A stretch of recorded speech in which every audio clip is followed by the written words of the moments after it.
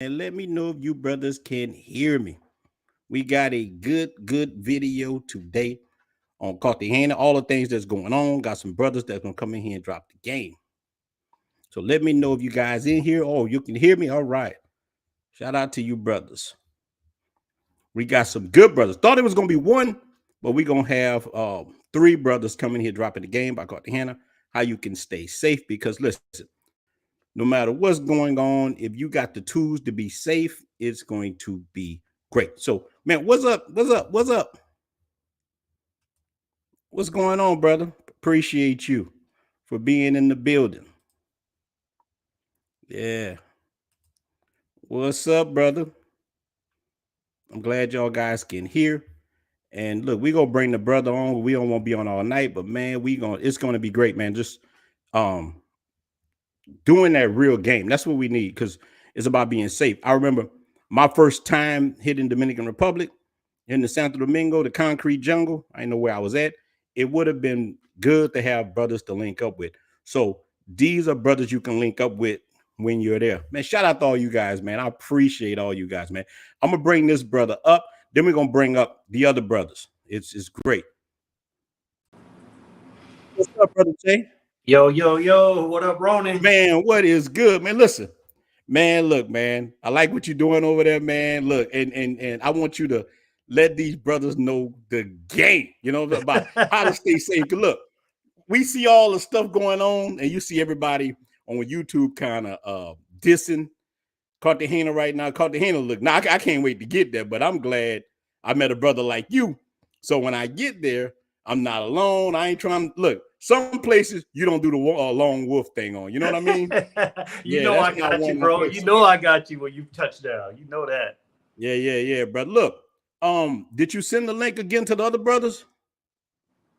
Not Send that again. link because when I switched over, it did that. So man, I want man, them brothers got with all three of y'all together.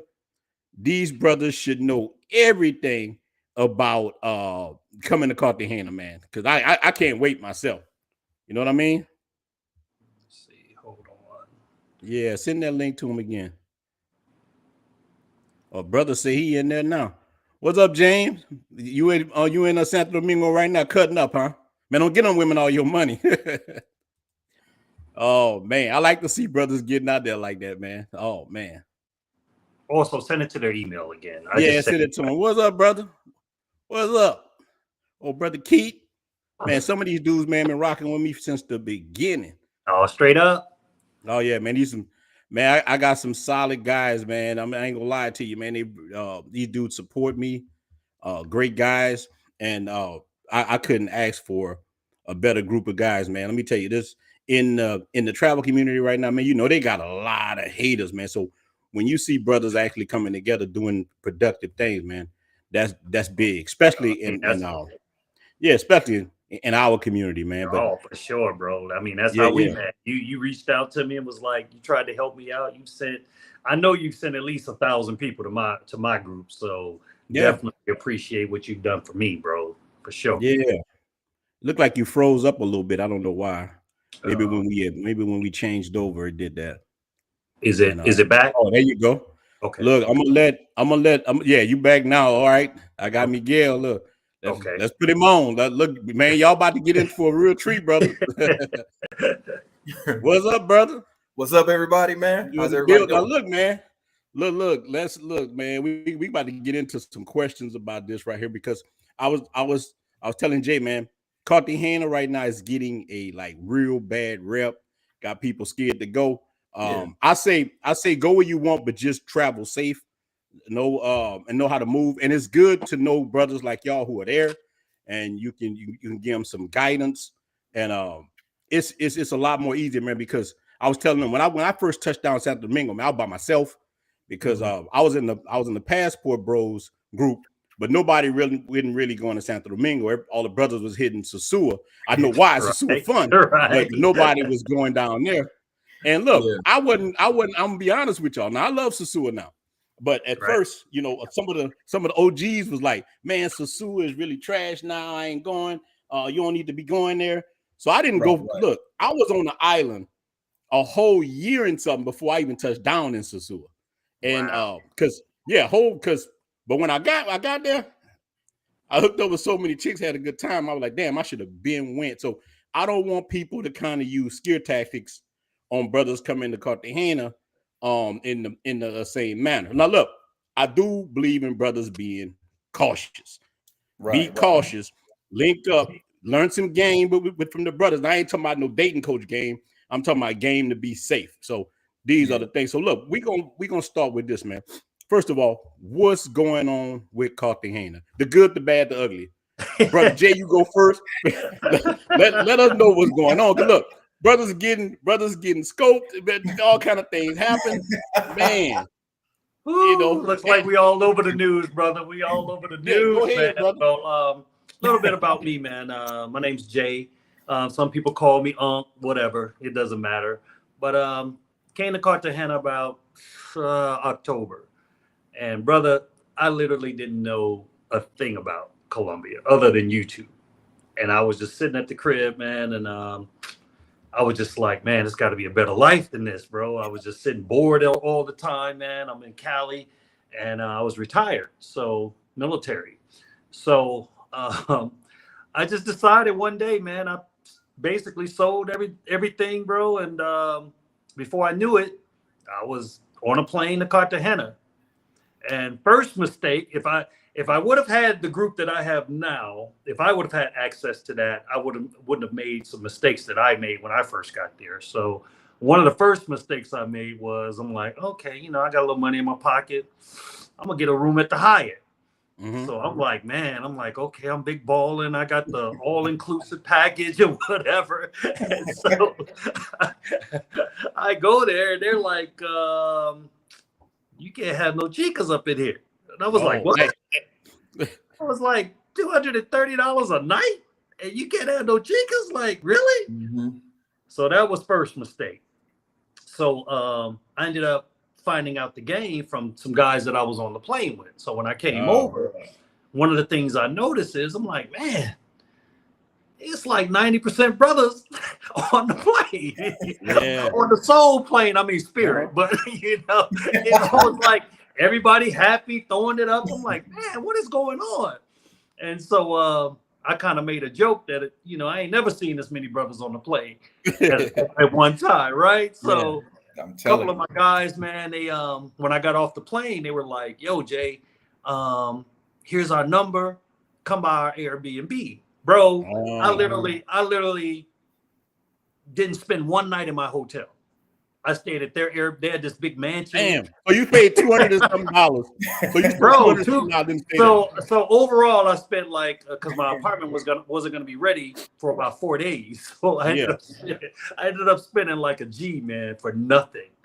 Because literally I went over to the guys that it was like, come by the crib, we're gonna have some parties, we're gonna do the boat thing or whatever. I was like, all right, go over there, man. And I mean, it was off the chain, bro. So I was like, you know what, man, all I did was go over there, change clothes, and come back. That was about it, But it was literally a party for a whole week with those cats, and we're like brothers forever now, So they kind of hit me to the game, and I was like, okay, this is where it's at. So one of the things that I try to pass on to people with my group, like, okay, it's got to be a better way to do this and get information out, So I'm sitting in my living room one day and I'm like, I'll start this group. So it's just literally me and my cousin and I.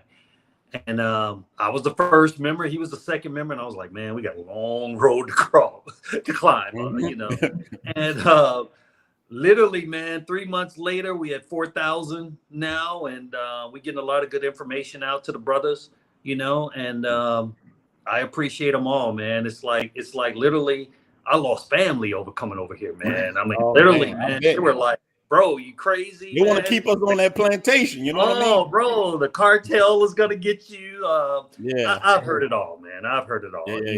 So I just kind of walked out on faith, man. And now, like I said, man, I met some good guys like Miguel, a couple other good guys, man, and we're doing some really good things. And like every time somebody comes in town, man, they want to link up, and I try to show them the ropes and try to, show them how to be safe or whatever. So it's a really good community, So we kind of. It is, man. You got a good group on part of it too. Brother Yeah. say, what you sipping on? Man, you know I'm sipping on that John Walker Black. Oh, man. I'm always sipping on something, brother. So look, here's the thing. Miguel, how did you get there? What's your first? I know you was a DR guy and you went over there, but let the brothers know, man. How did you get like how did you first go to that area, man? Break it down for them. So just like you said, I was an original DR guy. You know, you couldn't tell me nothing. I was just like, yeah, going to the DR, going to the DR, going to the DR. And then I kept seeing some other YouTubers, you know, like Ace and Flyboy. You know, I kept seeing a couple other people, and they was going down to Cartagena and out to Medellin and places like that. So I was like, okay, so that planted the seed, first of all. And then as a matter of fact, I had me and my boy, we had just left the DR. And then I was just like, man, I don't know. It's just something just kept telling me like, yo, nah, the next trip got to be Colombia. The next trip got to be Colombia.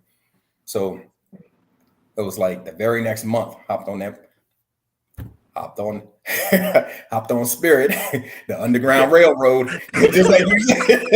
That was fun. Look, everybody's flying their Wu-Tang plane. Just like you said. Hey, it was plane, man. Hey man, just you know, niggas escaping the plantation on the Underground Railroad. Look, by any means necessary. So look, Kunta Kinte would have been proud of y'all. Man, you know, and the great escape, baby, the great escape. Exactly, and just like Jay said, man, I didn't, you know, I wasn't up on game, but you know, I traveled a bit before, so I knew a little, something. So I just figured, you know, I'll put in practice.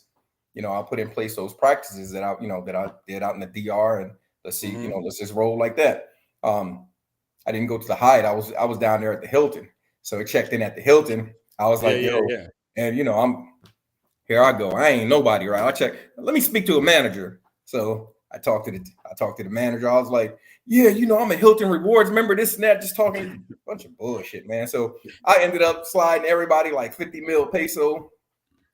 And I'm like, yeah. So they was up, you know, just to grease the wheel, so to speak. And then I told him, I was like, is it going to be any problems, you know, with bringing people back? Because I got a suite. And he was like, well, our policy. And I said, you think I got this suite just for me? I was like, exactly. Man, like, really work with me. So they let me slide. I went and I spoke to the security dude. He introduced me to like the head security guy. And he was just like, just be cool with it, man. So we went out on, like, they got a private beach back there, and linked up with a local dude named Tony. So we was like, man, Tony, we need some girls, man. Tony went and got us like, and I think it was like 6 or 7 girls, man. And before I knew it, man, we up in that suite, man. DR was over after that, huh? The DR, hey, it was a wrap. It was a wrap because, like, when I say, like, the DR at that point, after experiencing Colombia like that, the DR was like the county fair. Yeah, I got you. And Colombia was the bright lights of Disney, bro. I was like, man, look, I have dealt with 4 Colombian women. I met them in the DR, and I'm telling you, they all was bad. I had one Venezuelan. Right. She about to make me risk it all. I was about to move to Venezuela, so I know how them Colombians look, how them Venezuelans. Then you got to be in the States dealing with women that don't appreciate you. So brothers running. That's why I really appreciate all y'all military brothers. You guys were the first ones to give us the game. I had uncles in the military. Hey, we are the original passport brothers, right? Military. That's the original passport, bro. Yeah, that's it. I'm telling you, man. So look, what do you think has happened? Why did the mayor get involved with this new mayor? Did she feel pressure? What y'all think happened? Personally, I just think they, you know, a lot of the local people that live here, man, they just want to shine a different light on Cartagena, because Cartagena does get a bad rep, and they're trying to promote different type of tourism. So basically, they cleaned up what they call like the clock tower area, and they just kind of moved them move the working girls outside of the city limits, basically. So, Well, so limits, it but still outside exists. of the wall. Outside of the It's wall. just they just moved it. It's still there, but they just moved It's it. still it's still on and popping. Trust me, it's still on and popping. It's just that now they're starting to get a bunch of cruise ships come through. Yeah. They're starting to promote a lot of different type of tourism. So basically, it used to be 4 clubs that everybody would go to. So basically, they shut down those 4 clubs, basically, and sent them out to this one club called Andrade. And I prefer to go check out a lot of the local events. I like Andre Carney. That's a nice little spot. And some of the rooftops, they're all still jumping.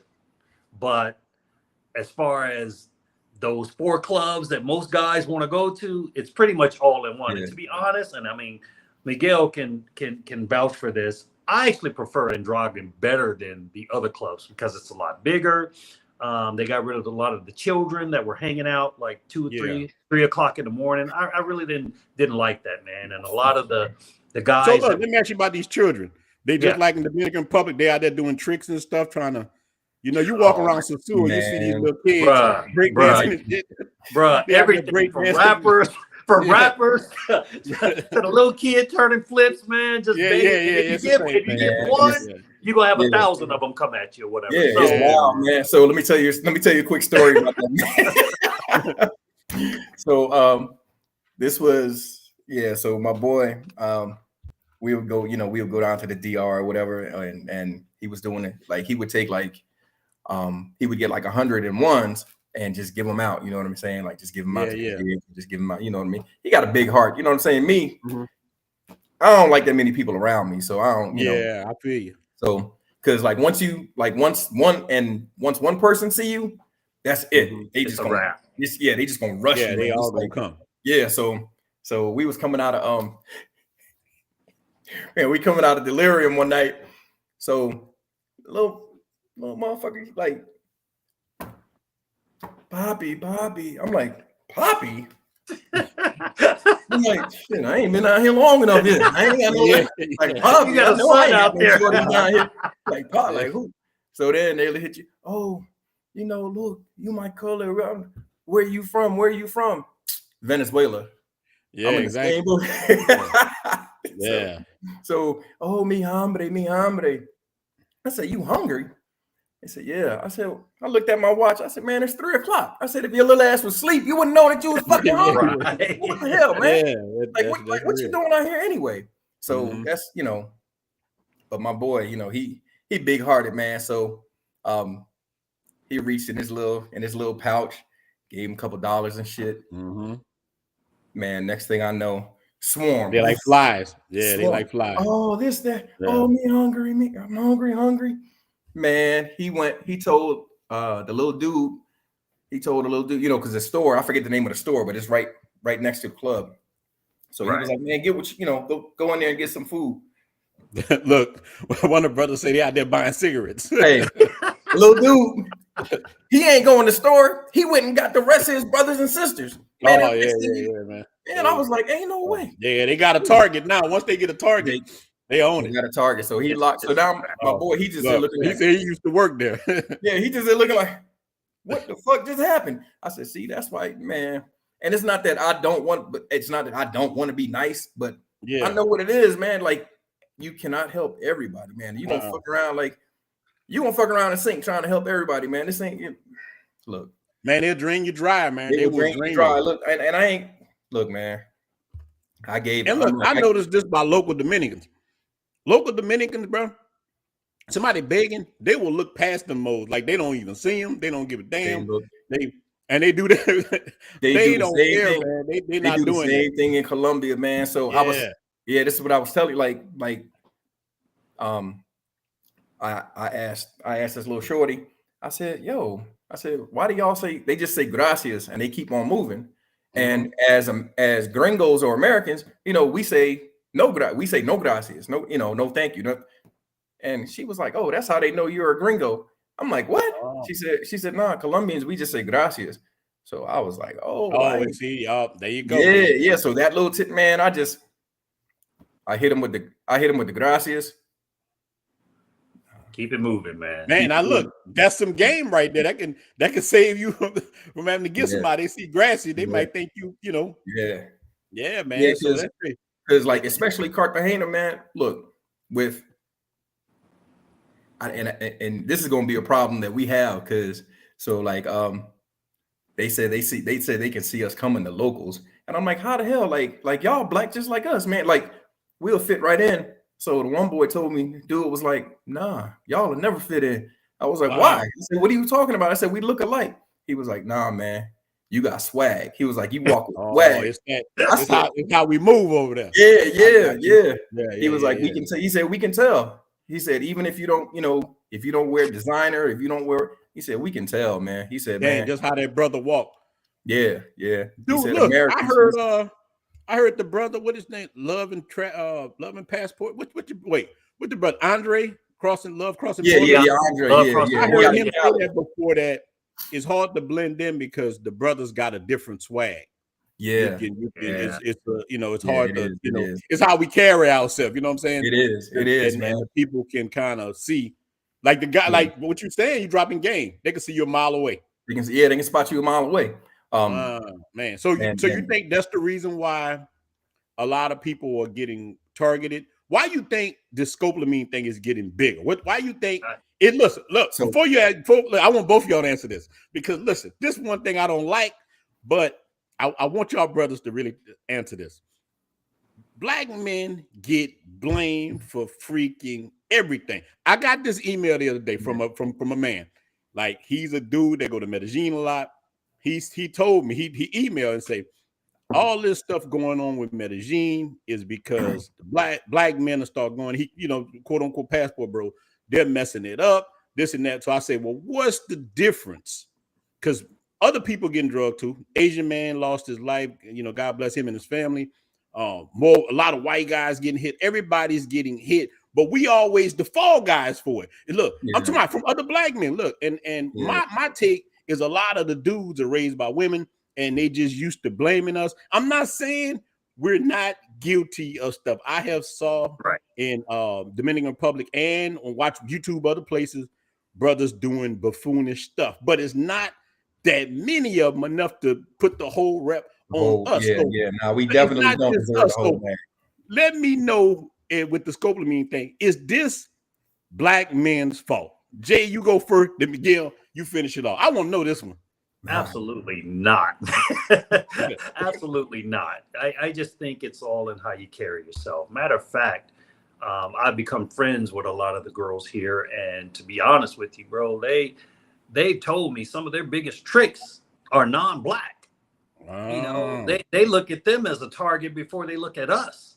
And then I've heard that a lot of them, they on that cocaine and all that other stuff or whatever, and I just think that because we do have the swag, because of the way we dress, the way we kind of carry ourselves, the music culture, I think that's why we get a lot of blame for things. But to be honest with you, I mean, I see other people overpaying, doing stuff that maybe they shouldn't do, moving how they shouldn't be moving. And for me, honestly, like that's one of the first things, like when somebody comes in town and they're hanging out with me or whatever, I give them the low. Like, look, dude, one of the first things that I recommend, if you got a drink, once that drink leaves your eyesight, it's no good. I don't care if it's full. I don't care if you just got it or whatever. If you take your eyes off that drink, that's it. Matter of fact, bro, most of the time when I'm out, I don't even be drinking like that. I mean, I like to have all my senses and know what's going on or whatever. But I've seen it too many times where guys having a good time, they're turning their back. Another thing that I recommend, I know we all want the fantasy, we all want the 2s and 3s, Oh man. But honest with you, most of the time when most of the time when that happens, it's usually because one's trying to occupy you while the other one is either robbing you or getting ready to drug you. It's hard to keep an eye on 2 of them, but you usually can keep an eye on 1. Another thing that I've heard is them putting it on their breast. Well, so Get your butt in there, take a shower.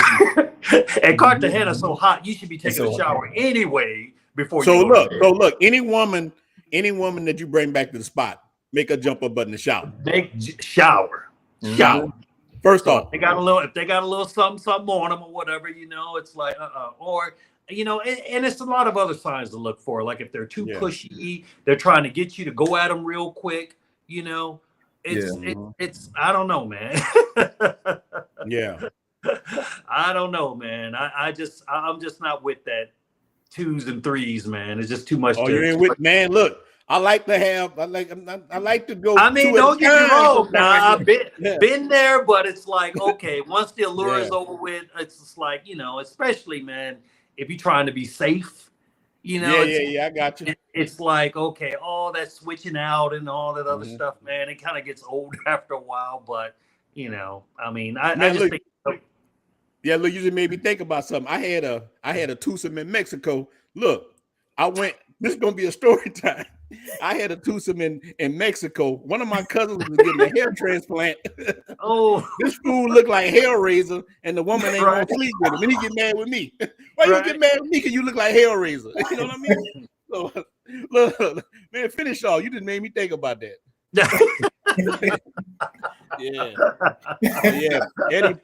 Eddie talking about those tools are dangerous, big dog. They are dangerous. Nah, man, I ain't with it, man. I'd rather just. Oh yeah, that's real. Look, I heard Earthquake the comedian said that.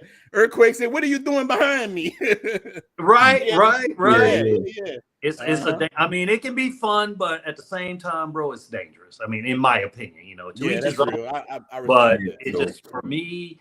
It doesn't work for me, you know, just trying. And then just, you know, like I said, just overall safety, but I'll let Miguel chime in on that. Yeah. So just a couple of things. I don't fuck with nobody that's, like you said, that's kind of pushy, and they'll be like extra insistent on like, oh, I got a driver. I got a driver too. I got a driver too. It's called his Uber or it's called his cab. I'm not going with nobody. Uber's your best friend. Smart. Yeah, I'm not going. That's the first thing. Do not get your ass in nobody's car with no girl who talking about this is my driver. This is my nah. That's number one. Secondly, with the when you jumping off with the threesomes or whatever sums you got going. When I made it happen, I'm usually I'll have like one that I've been dealing with for a while that I trust, and I call her the booker.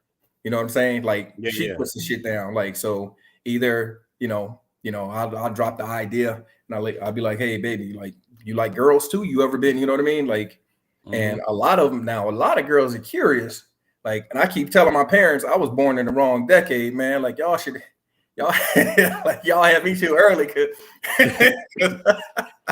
you know what I'm saying? Because back when I was in school, I was like, "What y'all did, man? It seemed like it's nothing off the table now for the younger, for the little younger generation." So, so yeah, man. So I keep a booker, man, and so that way I know it's a girl that I trust. You know what I'm saying? I've been chopping. You gotta build relationships. You know, one of the things that we kind of clown each other about, a lot of guys will be like, man, drop that info. So we'll have little debates about whether or not you should drop the info or whether you should put in your own work. You know what I mean? Yeah. And it's actually kind of split down the middle as far as guys. Some guys say put in your own work, and some guys say, you know what, no, drop that info. You know what I'm saying? But personally, I feel like from most of the veterans, I kind of agree with putting your own work. And the reason I say that is because, I've been here, I mean, not that long, but the short time that I have been here, I figured the game out pretty quick that, you build relationships, and what Miguel can get done and what I may be able to get done is two different things. Exactly. Or vice versa. You know what I'm saying? Or I've met where some of them, they're actually pretty picky about who they deal with. They're like, no, I'm not feeling him. Their game is so tight. It's like they pick and choose. And then it's some that's kind of what I consider like bottom feeders, you know, anybody, you know. So yeah, they get it to anybody. Yeah, it's just weird, man, when they get to talking about like how many roses, you know, how many roses they want. Well, okay, this guy that's throwing 50 roses out there. Well, what kind of quality we looking at?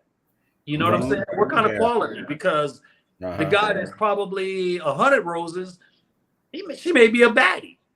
But your 50 roses is like, nah, you know, we good. So, you know, to each his own, man. The most important thing I feel like, just have a good time, you know, have a good time and be safe. That's the most important. I don't mind sharing a little game with the women. I'm talking about like, you know, ladies, business ladies. I give brother a couple things, but one I would never give up. I got one first one I met. Wait a minute, you come for the road, man. You come for the. I got one name. I got one named Dirty Diana. I never give her. Everybody asks me for Dirty Diana. I never give Dirty Diana. Look, I didn't give up a lot of them. Dirty Diana had my toes curling. I never give her up. Oh man, Ronin, hold it out, baby, hold it out. Some of the rest of them, I give them up, but not Dirty Diana, big dog. Not Dirty D, big dog. No. Man, I had one. I was in our little chat group, man. I had when I told him the story, man. You know, I had a situation. I had to sit, me and my booker, man. She went and she got this, bruh. She got this stallion for me, and man, so the girl, you know, she was doing work. She doing her thing on me, man. I was in this. I was laid out. I told him, I said, look, man, I look like I was Jesus on the cross. I was confused. I was in that motherfucker like, oh my God. Right. Yeah, man. You meet them ones like that. Hey, you talk about toes curl, man. Bro. I was like, man, his eyes were rolling back in his head, man. Man, I was like handyman when she got done. I was like, can I have another? Can I have Yeah, but look, that's the fun part about the thing. So look, let's say this too. Now look, we've been clowning around with working women. Look, if a guy, you know, we got these guys too that just want to come out and find a regular woman. I deal with this every day in DR, and I tell men, listen, you want a regular woman, you go to regular places. I done met a lot of I kick it right now with a teacher, but now she's a principal. Okay. I met a regular, but I went through a phase before I had to try to, and I still ain't got the goddamn out of me, but because I still act crazy. But a lot of men are in America, man. You know, dudes suffer, man. They're dealing with these masculine ass women. Women got more hair on their chest than we do. You know what I'm saying? Looking like Florida Evans, thinking they looking like Beyonce, and I'm telling you, and they make damn. Yeah, that's the truth. Look, I got there. Let me make you laugh. I got there right here. Look. That's what the men are going through. They going through that. That's how they feel. So when they come into places like Sosúa, Cartagena, Medellin, they jump in with the first woman they see. They didn't vet nothing. They think it's she a regular woman. Next thing you know, he wake up half naked, his clothes gone, and he looking around like, man, this whole place bad. Look, he judged a working woman who got him represent the whole country to him, and that's just not true. That's not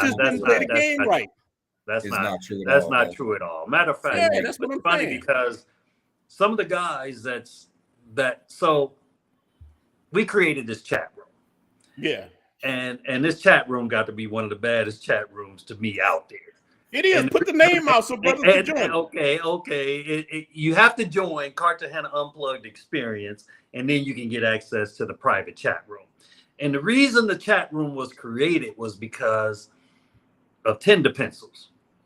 Yeah. You know, a guy would post a good night out at the club with a chick. Then all of a sudden, this guy would see his chick that he Western Union money every week or every 2 weeks. Then he go back and tell the chick, and then she comes back the Heartbreak Hotel. Yeah. She tells the dude, and it's like, man, bro, you know, they don't realize, man, you risking people's lives, man, when you do stuff like that, because you don't know who these people are connected to or whatever. You know what I'm saying? Mm-hmm. And at the end of the day, it's like, bro, it's just your time. That's to me, that's our favorite saying. It's just your time, man. Yeah, embrace it. Like my man Marcus Brown said, catch flights, not feelings. You know what I'm saying? That's it. That's it. And he wrote a song to it, you know, and that's good. right there, man. You just gotta, it's your turn. And after your turn is up, keep it pushing. We don't need to know that you've been with her. We don't need to know. Who cares? Yeah, don't hold up the line either, nigga. No, huh? Yeah. Nobody cares. He want to know. On the brother want to know if you can drop the link to the unplugged chat. If you can put it in the chat. I don't know if I can, and if not, I can try to. Yeah, just drop it for me, Ronin, if you can. I can find it. Or go to the group. Go to the group, and then just share group and just put it out there. Yeah. Brother, if it don't come after this, I'll but make it's sure a lot to send of it to you, brother. It's a lot of guys out there, man. It's like, you know. Wait, hold on. Before you say that, listen, I got it before. I don't want to cut you off. I got to say this. No, go ahead. Brother, that group go hard. That group, let me tell you. Miguel, you be cutting up, man. I went in that group. Ooh. And the brothers, see, that's a good, let me tell you, man, that's a good chat for y'all brothers to join, man. The brothers in there, you know, and it's a good place, you know what I'm saying? But tell you can learn some things, meet some things. It's bad. Look, I was shocked. It's raw and uncensored. Stuff that you can't do on Facebook. And like I said, it mainly started off just to keep from, because you can't screen shoot in it, you can't you basically can't snitch on the chat. So that's why it was created, for safety reasons and for privacy reasons, because a lot of these guys, man, they have lives outside of Cartagena, whatever. They got families back home, they got girlfriends, whatever, and we're not trying to put their business out like that. Exactly. Me and another partner, we came up with the chat, and man, it's growing like wildfire. At first, we did a little trial period, and then we decided, you know, I was spending 10 hours a day just filtering through people and trying to keep it safe and keep it secure. So I said, you know what, this is a little bit too much work, and nobody wants to work for free. So we did a one-time $10 membership, you know, and I found out they got some Arab channels that's doing $20 a month. They got some Hispanic channels that's doing like $10 a month. I just decided, you know what, we just gonna do a one-time $10 membership fee. Plus, it kind of keeps guys honest. You know what I'm saying? It's like most people who just lurking, they're not gonna pay the $10 just to lurk, you know. But unfortunately, we did have a guy, and he posted in Ron's group that, you know, he saw his favorite chica getting busted down in 1080p. Look. His feelings got hurt out. Look, oh boy.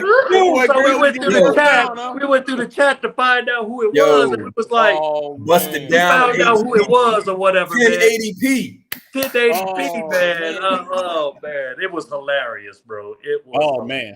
Man, but well, look, he should be happy. He can save his money now. He can save his money. You know, he can say he ain't got to send on no more money. But the look, and he saw a brother giving her that $5 foot long. He should be happy. I got to give big ups to my man who was putting in that work.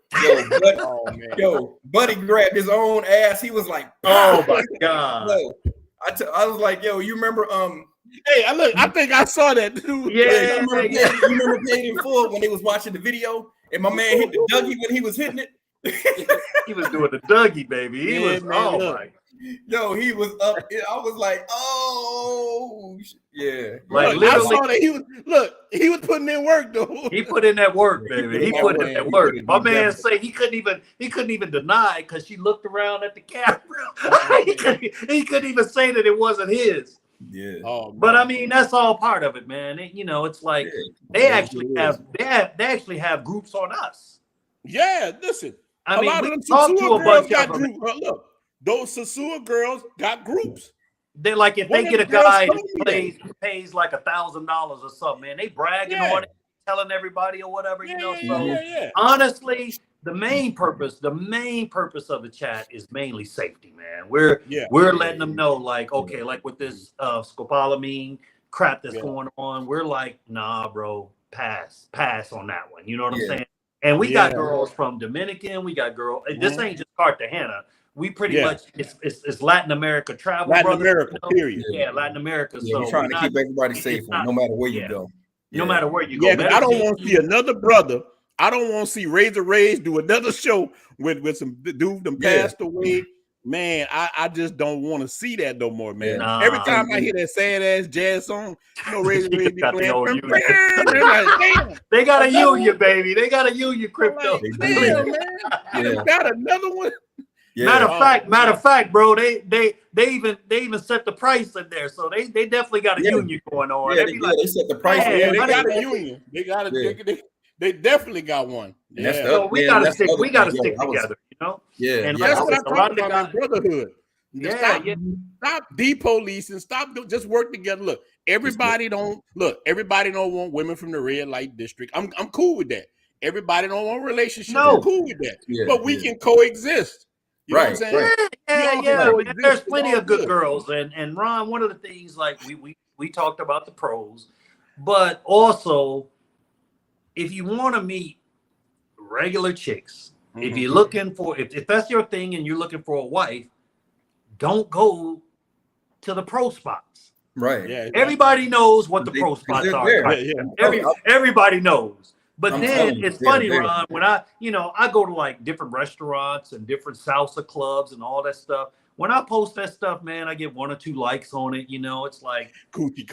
1 or 2 likes. You know, they ain't feeling it or whatever. I'm trying to give them the game. This is where you go to find that type of chica. You know, like one of the things I also tell brothers, if you looking when you get on Tinder and a lot of the websites, just put no prepago, no prepago. That can kind of filter a few of them. They'll still try you. But that's at least a start or whatever. But also, man, some of these cats be lying. Yeah. You are not going to find no regular chick and be able to holler at her and you only here for 2 days. I got you. Nah. You got to you're going to have to establish this way in the United States, way before you get here. But honestly, so it's not even a culture like that where you can come 2 days and then you can, no. Those chicks be knowing. They know the business. Let's dead that right now. That is not. You don't know no Spanish, nothing. That is not. So my suggestion, okay, if you're looking for a regular chick, go to regular spots. Learn you some Spanish. You ain't got to I'm not fluent, but I know enough to get around or whatever. You need to at least be able to say hello, how are you? Nice to meet you. Blah blah blah. You know what I mean? Yeah. And that goes a long way, as I'm sure it does in the Dominican Republic. But as far as these guys, man, oh my God, they'll be in the chat talking about they don't pay and they get all these freebies and stuff like that. And stop capping, man. Stop capping. Stop capping. Or I even laugh at the ones that's like, it's 25 roses or 50 roses. What kind of quality are you getting? Yeah. But they never post the picture. Yeah. We actually clown one of my boys in there. So we asked him to drop some digits on one, right? He dropped the picture, but he blanked. Oh man, that's already a bad sign. Look. That one might have we clowned him all night. Yo, we went hard on him, man. So that woman had that Santa Claus beard, man. Nobody want a woman look like that. Yeah, man. My boy Mike said he got it on Groupon. He said, "Oh man." With that site. Another thing with being safe. Yeah, with being safe, man. We, it's like, don't go down there and like I saw now this happened to be a white dude, but I saw a white dude down there so drunk, man, and he was by himself. And I'm looking at him like, damn, I'm a visitor there, and I'm looking at him like, boy, you just wobbled. Now I will knock you over your motherfucking head and go through your. So if I'm thinking, you know what I'm saying? Like damn, I'm looking like, where your people at? So I'm like, if I'm looking at you like that, I know the wolves out here looking at you. Oh like come on, man, y'all got it. Nah. Yeah, you can't be coming out here. Don't think you can just go anywhere and just lose your fucking mind just because, hey, I'm on vacation. I'm gonna do what I want, That's how we think as Americans sometimes. And it's just, y'all military guys have been trained to be observant, but some men, they just haven't It's They not. haven't really went through it. You know what I'm saying? Not, They thinking they in the hood. Look, they thinking they in the hood in the United States, how we grew up. And that sometimes they give you a false sense of courage. And I'm from New Orleans. I'm used to the wars, people shooting, all kind of things happening. But you go in third world countries, man, it's different. It hit different. Yeah. These people are but even with that, yeah. if you go to a different hood, you still got, you still got to move like you got some damn sense. You know what I'm saying? And like for me right now, like this is what we were talking about this earlier. Like the State Department gonna put out this warning, for Colombia, like the Bahamas, Jamaica, and a couple other countries. And I'm just like, oh, really? And it was like, oh yeah, like 8 people or whatever it was died over in Medellin, from being drugged. And I'm like, damn. So I'm like, well, where's the warning for Baltimore?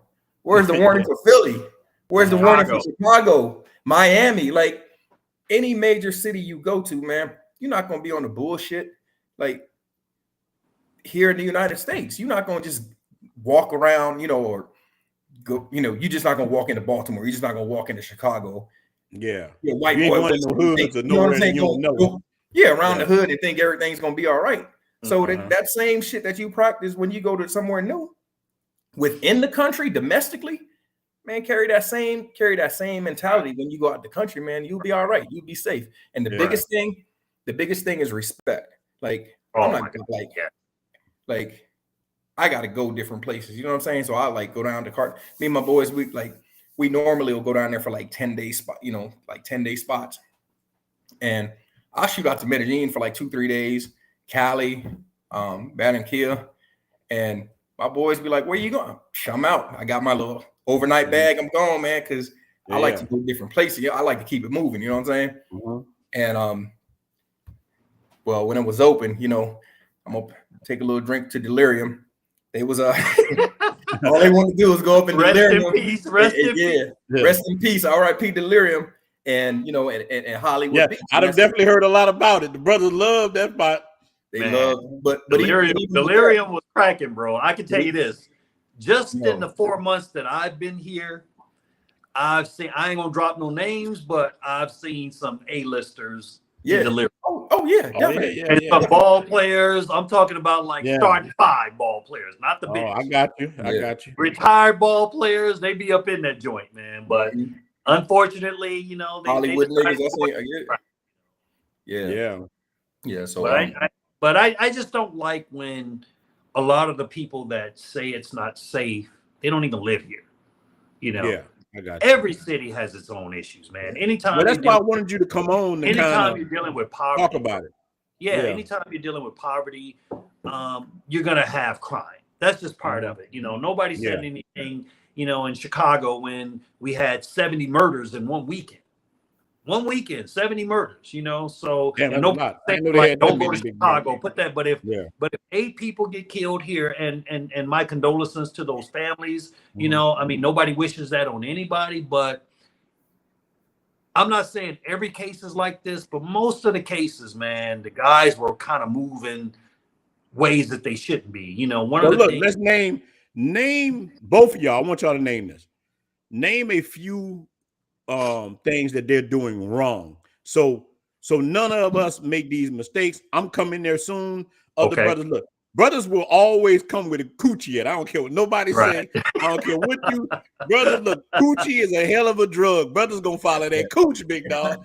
So they ain't stopping. So how can people, move safe? Like the brothers say, people wasn't respecting their surroundings. You always got to respect your surroundings wherever you at, or you're gonna have problems. So what you think these guys are doing wrong?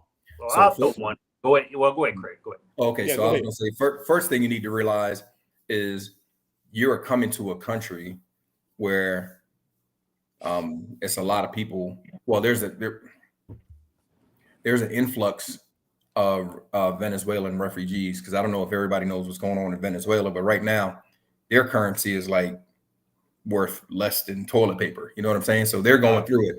So you got a lot of refugees coming from Venezuela. A lot of them stop in Cartagena because that's their first stop. They'll try and now whether the women gotta do something strange for a little change to get that money up, so they can go through the Darien and then come on to the U.S. border. That's where they're at. So you got to understand where you're coming to. So keep all that flashy shit. That's unnecessary because something simple, something simple as a little phone. They can snatch their phone, and this phone, that's their rent for like 3-4 months. You know what I'm saying? The upcharge on the iPhone is probably like $300 to $400 compared to the US because of the shipping and everything that involves coming down there. And that's one of the things that I tell as soon as my guys get off the plane or whatever, I'm like, that jewelry, put it away. Matter of fact, don't even bring it. One of my cousins, you don't need it. You don't need it, man. The thing about it is, bro, I used to be suited and booted, bro, in the United States. Now my wardrobe is just t-shirt and jeans. That's it. You know what I'm saying? I got rid of all that crap or whatever. Yeah, you got the expat. You got the real expat gold. outfit on. If I do wear some jewelry, it's them little fake beads that you get made on the beach or something like that. But it's no need for it. You have no reason to floss in Colombia. None whatsoever. I mean, I'm a little nervous sometimes about wearing my iWatch. I don't even wear it certain places. But it's just moving smartly, like I know one of the brothers that got deleted when I first got here, it was over a gold chain. Then literally, bro, it was like 2 days later, I go to Vibes, the restaurant that we all go to. It's like a little sports bar in Cartagena. And I see a dude there, he dripping seriously, man. And I'm just like shaking my head, man. That don't make no sense. Another thing is that the flash and the money. There is no need to do that. Literally, like all the clubs, you can pay with your phone. You can pay with your phone. You don't have to worry about. I think Michael's trying to get in. Do you see him? You see him, Ronin? He said he on hold. Wait, I don't see him yet, but once I see him, while you're doing that, about the money thing, and leave that throwing money shit. Leave that shit in the United States, man. Like you ain't got to make nothing rain over here, man. Like you don't. I say over here, like my mind is in Cartagena. You don't have to make it rain in Cartagena, man. You don't have to make it rain in Colombia, period. Like that's I have saw brothers doing that. And look, they do it in Dominican Republic too. Not as much anymore, but I done saw guys come out. They mostly dudes on the weekend warrior thing, coming back. Them got the income tax check, you know what I'm saying? Well, cutting up, got the income tax, they flossing, you know what I'm saying? Because a lot of dudes, man, they getting a little bread. You can go overseas and your money doubles or triples, man. But all you doing is making yourself a target because you don't know who got eyes on you. You don't know. You could be in that club and be elbow to elbow with a Sicario. You don't even know. You don't know who you know what I'm saying? And what I figured out, man, as long as you are respectful, man, the Colombian people, man, they some of the nicest people I ever. Bro, true story. For the most part, I mean, you're gonna have it's a certain segment of the population that's just gonna be ratchet, no matter where whether you go to France or you go to wherever, it don't matter. And that's us, that's everybody, you know what I'm saying? That's everybody. Yeah. So let me tell you this: what I know about Colombia, and I saw this firsthand. I was in Medellin. And I just seen a dude running. And the lady, she yelled something in Spanish. Man, next thing I know, dudes came out of everywhere. They started chasing this dude and they caught him. Wow. And when I tell you they beat the brakes off him, because he stole the lady's phone. And he thought he could. I don't know what happened to his partner. I think he might have had a partner on a motorcycle. When he seeing everybody else jump out, man, let me tell you. I ain't never seen no shit like that in my life. And I was like, damn, nobody in the United States is doing that shit. Nobody gonna put, you know what I'm saying? They're gonna put themselves out there to try and help a stranger. Yeah. I'm not gonna say nobody, but you got some people, but I ain't one of them. I ain't Indiana Jones. I ain't helping nobody. You know what I'm saying? I did that. I did that shit. I did that shit once. I seen a dude.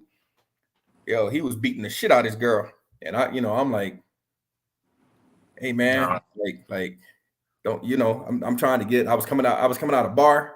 Number one, I ain't even belong in the bar because my young ass, I wasn't even 21 yet. I was 20.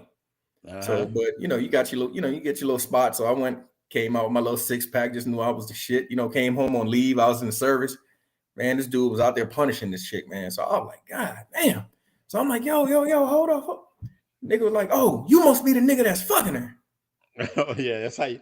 Yeah, I'm like, that's how you nigga, get in. Yeah. I don't know you or your bitch. Like, what the hell? I ain't got nothing to do with that cooch, big So dog. I'm just trying, like, yo, firstly, like, you gonna kill her, dog?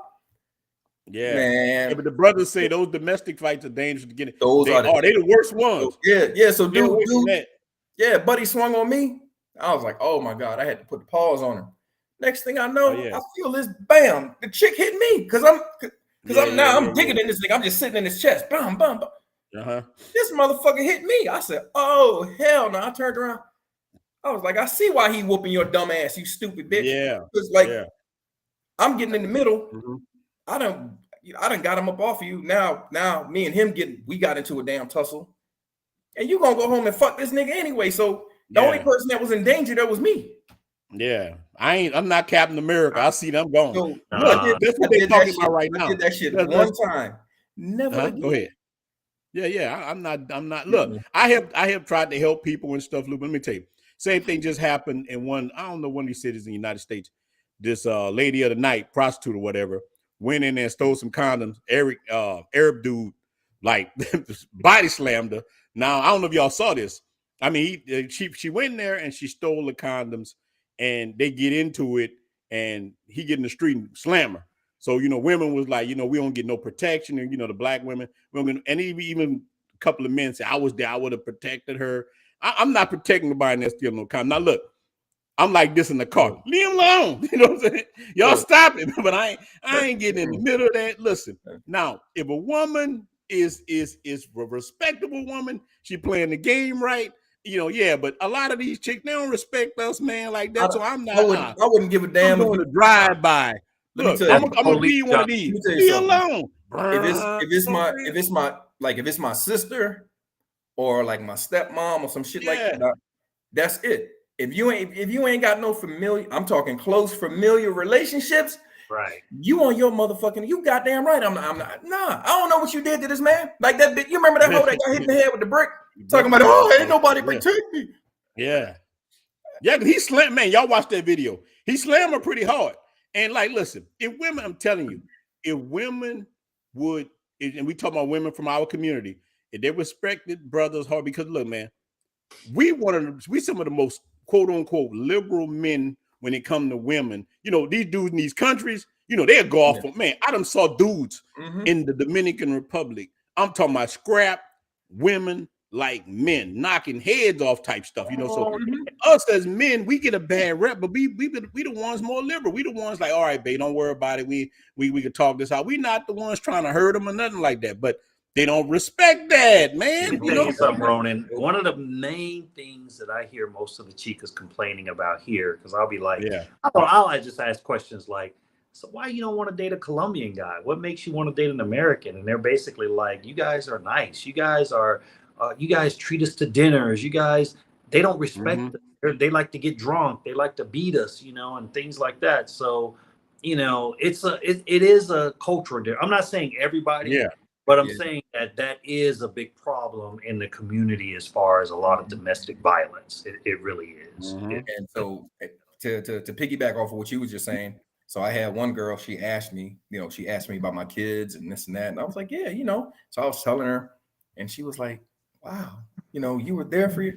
So I was like, yeah, I'm always going to be there for my kids. And she was just like, whoa. And she said, see, and that's why I love black men. She straight up, she was like, that's why I love black men. And she said, a good majority of Colombian women, they looking for black men. So another pro tip, get y'all goddamn passports, make that trip, learn you a little bit of Spanish. I'm not saying I'm not fluent yet. I'm not conversational yet. I'm good for about maybe I can let it vibe for maybe about a good 2 minutes. Then I got to pull that translator out. But the little bit that I do know, they see that I'm trying, and they say, this is the biggest flex of all. When you smile at them, they smile back. And if they smile back, approach. Approach. approach and hit them with the, hola, how's it going? Look, brother, you hit him with this right here. You hit him with this. Look. You hit him with that hola. You hit him with that. Yeah, you hit him with that hola. You'd be surprised what just a few Spanish words, how far it goes, man. It goes a long way. Like my favorite thing is vivo aquí. So yeah, it basically say I live here. That changes the whole conversation. That changes everything. Yeah, that changes everything because now they're like, okay, I may have a chance with him long term, whatever, or maybe the price is going to be a little bit different for him because I know that maybe I long term or whatever, Yeah. But it's crazy. But I don't get involved in domestic stuff. I mean, I think I heard on the news something in America where a couple police officers just got deleted over some domestic violence or something where they responded to or something. I'm like, I don't get involved in that. I just try to do my thing and try to respect the culture, respect the women. I tell you, I had a situation, man. I was outside of this club called Alquimico. Now, my back is toward the street, and all of a sudden, and I don't know if it was a setup. I don't know if it was just a fluke accident or whatever, but my back is turned, and I'm talking to the bouncer, and this girl comes by, and she just literally elbows me in the back, like it hurt. I mean, she knocked me off my balance, and I hollered the B word and turned around, man, bro. Before I knew it, I had like 10 Colombians surrounding me, saying that I'm beating their women, and I'm and I'm like, what are you talking about, bro? And my brother was there. So it's like 2 of us and it's like 10 of them. And usually in like the Wall City, you see police everywhere. Wasn't the police to be found at that moment. So they called the leader of their little gang or whatever they want to call it. And the guy comes and he basically curses me out and tell me, why am I beating on their women, whatever. So, bro, like I had to really, and this is where sometimes, man, you have to learn how to de-escalate situations, So instead of me taking it further, I was like, look, man, my back was turned. I was like, I love, at the time I had on the Colombian soccer shirt and, my little jogging outfit or whatever. And I was like, man, I love Colombia. I donate to soccer teams. I give charities and this and that or whatever. And just by me saying that, it calmed the whole situation down. I said, man, I have a daughter that's 18. I would never put my hands on a woman. I said, she hit, and he was like, okay, bro, no problem. He shook my hand, did the bro hug. And then the other guys were still trying to get charged up. But he started cursing at them, calming them down, like, no, ain't nothing here or whatever. So, you in somebody else's country, man. And even though they gotta respect. I could have probably took 2 or 3 of them myself or whatever, but you just never know what they're packing. You never know. It's always somebody bad. Man, look, I fought enough in that war, and I didn't come over here to fight. And that's what a lot of guys like Craig, like Miguel, and a couple other people that I know, man, we've already done that. We're not out here to try to be the biggest and the baddest person. No, man, that's the wrong look. I want to live my life low key, man. I like just relaxing. I like when I go to the airport, somebody hollering, "What up, Unc Jay?" And keep and spread positivity. But all that gang banging and all that other stuff, man, I escaped all that stuff growing up. So I'm not trying to get pulled back into nothing like that. Look, I'm not trying to start gang banging in my 40s, man. I'm too old. Exactly. Nah, I'm in my 50s, so I know I'm not. Like, I got grown kids. Look, I got bad knees. I ain't trying to run nowhere. Look, let me ask y'all something. This brother say, what do y'all prefer, Colombian or Venezuelan women? Me, I like that. Look, I'm had both. Look, I'm a little biased. That Venezuelan I met was the baddest I ever seen. What do y'all prefer? What do you think? Oh man. Well, I'll put it like this. I think Venezuelan got the top, either the top 1 or second most Miss Universes. I think. So I think I would have to. I would kind of like. It's funny because the Venezuelan chicks, a lot of them don't want to say that they're Venezuelan. Yeah, okay.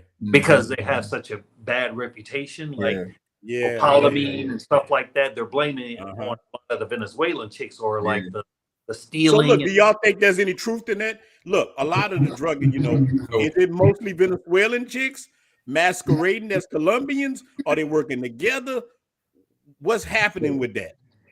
It's hard to say. It's really hard to say, especially not not speaking the language or not being totally fluent, and then noticing like the subtle differences between the way a Venezuelan speaks Spanish versus the way, and even in Colombia, like okay, think of it just like this, just like in the United States, like the way that we speak in the certain slang, you can tell somebody from New York, we could tell you from New Orleans, you hit that, I'm from, you know what I'm saying? You can tell somebody from from California. You can tell somebody from like the Midwest. They'll say, instead of saying soda, they say pop. You know what I'm saying? They say So look, down here we say cold drink. Everything cold drink down here. Bro. Funny story about that. So I was born in Chicago, and then we moved to New Orleans.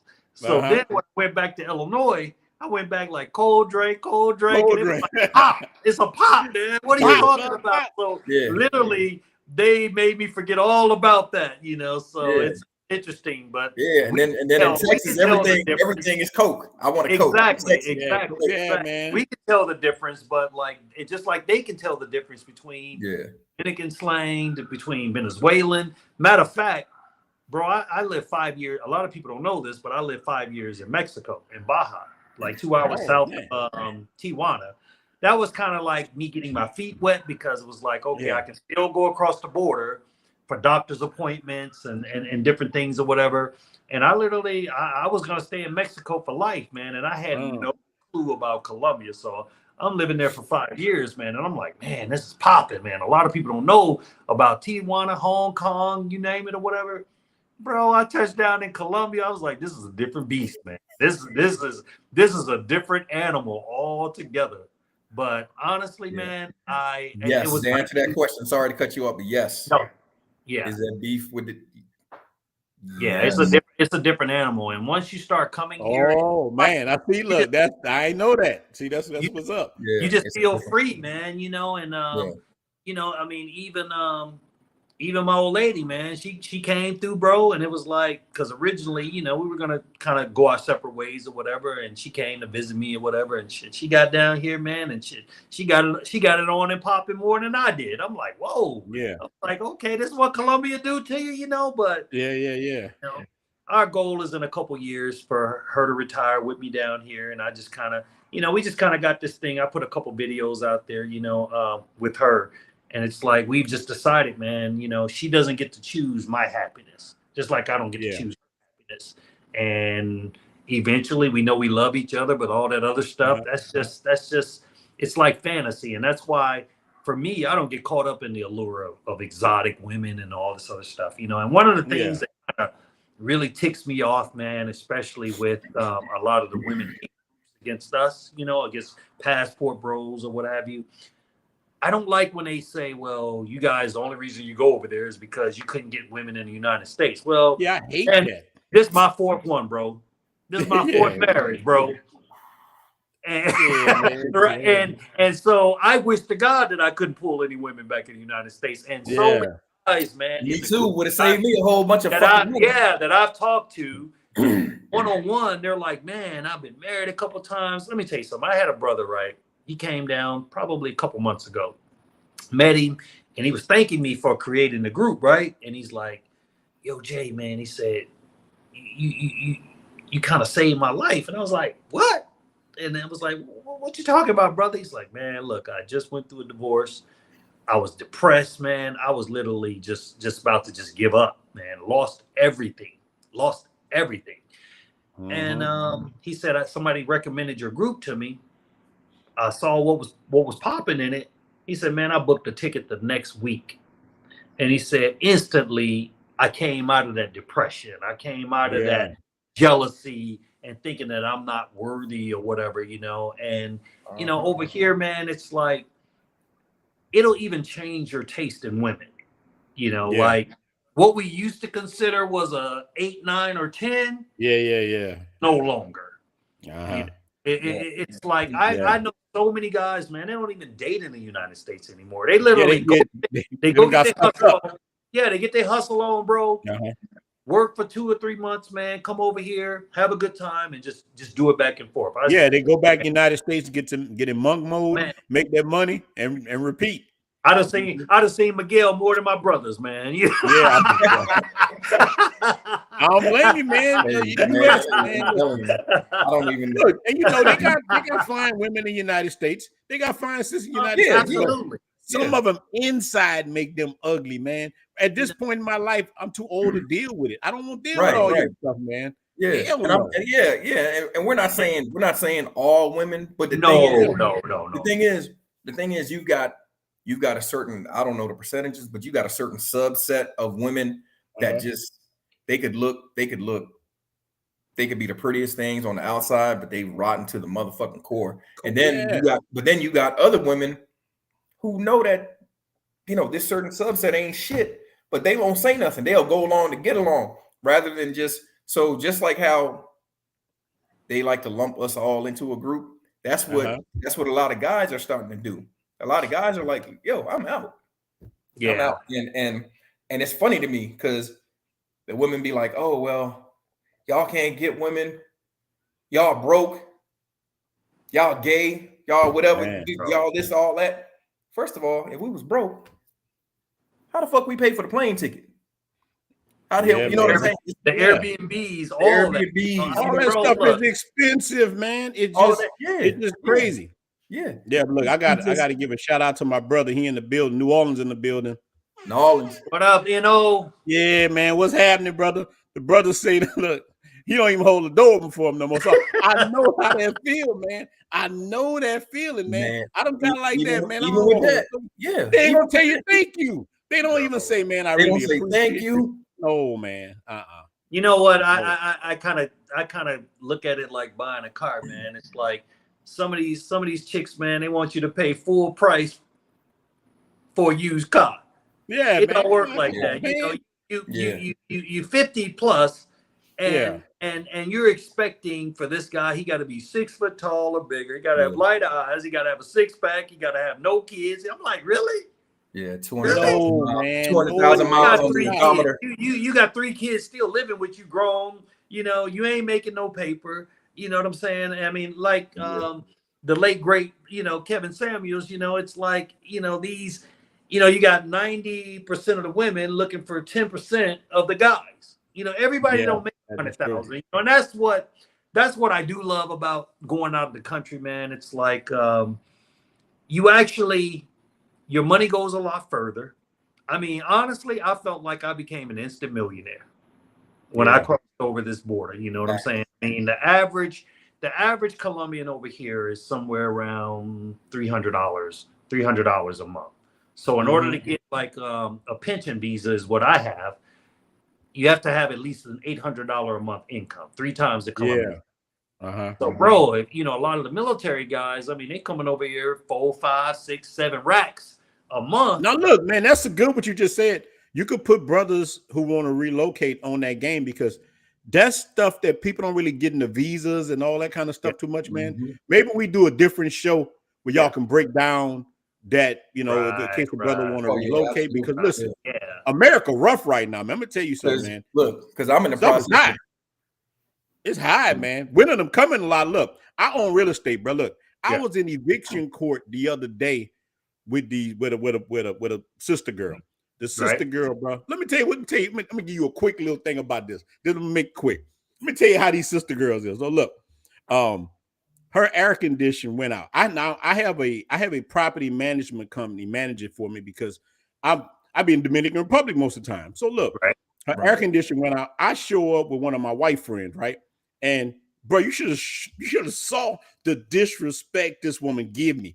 I come in there, I'm trying to look at her air condition, and I'm like, so can you tell me what's going on? She look at the white man, and she's talking to him. He don't know nothing about air conditioning or nothing. She was looking the other way as I talked to her. I went and looked at it, and I've been doing this kind of stuff a long time. Got there, fixed their air conditioning and stuff. And I had to tell, I said, hey, look at me, not him. He don't know what the hell's going on, but the outright just disrespect. And this mug was big as Andre the Giant. She looked worse than Leslie Jones. I'm talking about 6'3". She looked down on my head. Look, She didn't have. She had zero respect for me. She living in my house. Now, I could have been like, "Hey, you living in my house?" Now look, how she found out when we went to court. She didn't pay her rent. She see me in there, and she see who it belonged to, and then she get nice. She won't make deals now. She was begging the judge, "Look, can look. I'm trying to pay. I'm trying to make everything. These sister girls don't have no money. Even the ones with all this education, a lot of them don't have nothing. You know, COVID started it. The rest of it finishing it off. Yeah, well, they got their education in the wrong shit. They go, I'm going to school for communications. Bitch, how the fuck you over 18 and don't know how to fucking communicate? Yeah, what man. What's wrong with you? All these bullshit ass damn degrees. Now, psychology degree, right? Yeah, and that's one of the things. You know, a lot of I have a lot of single friends that I grew up with, females, and they'll be like, "Well, what's wrong with me? I'm educated." I was like, "Let me tell you this: brothers do not care about your education. They will take a girl in a hut. Yeah, she treat him like a king. She do what she's supposed to do as far as sexing them and you not giving them all that drama, man." Men, from the guys that I talk to in my group, they want peace. That is number one. Exactly. Peace of mind is priceless, bro. Let me tell you. So if I ever, I was sorry to cut you off, but if I ever fall down and trip and bump my motherfucking head and say I do again, it's gonna be for this one. It's gonna be for this one chick I'm about to tell you about. So, you know, we was on a trip and it started raining because we was about to head down to the beach. I took her out to the island, took her out to the San Andreas Island, beautiful island. Round trip tickets, by the way, was like $100. So of course, look, I spotted for the good seats. We up in the front of the plane, so extra $12. I'm like, oh shit, I'm balling. Like, you balling extra $12? Oh, extra $12. You know? So we get out there, right? We going out beach day. Hey, go to rain. I said, fuck. Damn, man, she looked at me. She said, baby. She grabbed my hand. She smacked my hand. She said, we don't use that sort of language. I said, let's go. She said, what? But we getting wet. I said, we about to get wetter. I said, God damn, man, it's just something. I was like, damn, this motherfucker just Claire Huxtable me, yo. That shit was so, it was, man, I'm telling you. And then that's real. Like we get in the shower. I just stand up like, man, she washed me from head to toe. Get in, man, clip my damn toenails. The brother and like coming to America, your royal ding dong clean. Bro. Yeah, man. That's their life, man. Lotion me down from head to toe. AI is taking over all these jobs, man. Yeah, some of them talking about AI. AI gonna crush a lot of these low entry level degrees these chicks are getting, man. It's going to crush them. Look. And I give Kevin Samuels this, man. He tried to warn them. He was on their side. You know, they all celebrated when that man passed away and all that. But that's the thing they don't realize. He was actually he was on their side. Yeah, he was trying. You know, I felt like he was just trying to be realistic with them. Yeah, you know what I'm saying? Like he was telling them the truth, and a lot of times they don't want to hear the truth. Now, one of the things, like okay, me and my old lady, man, I've always been 100% honest with her. When we met, she was spending $200 and $300 a month on the eyelashes or whatever, and I kept dropping subtle hints like, I don't like that. Okay, well, I'll just get them cut down a little bit.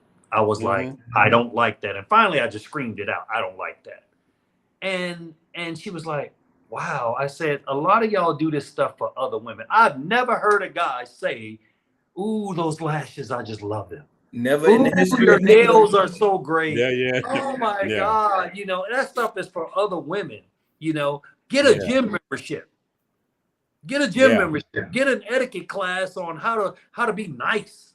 You know, we don't want to come home from a hard day's work and we're arguing with somebody. Yeah. We don't want to deal. We don't want to deal with that, man. My ex-wife, she's a detective. And before, man, she was playing the piano. Yeah, you better watch yourself. She was playing the piano in the church. I'm like, okay, nice little church girl or whatever, man. Bro, when she became a police officer, man, it was like her whole attitude changed. And she got to the point where she started talking crazy to me. Yeah. Like, nah, I'm not the one, bro. I'm not. So she started picking up that she's around all that masculinity. Oh, she started soaking it up. Bro, and now alone.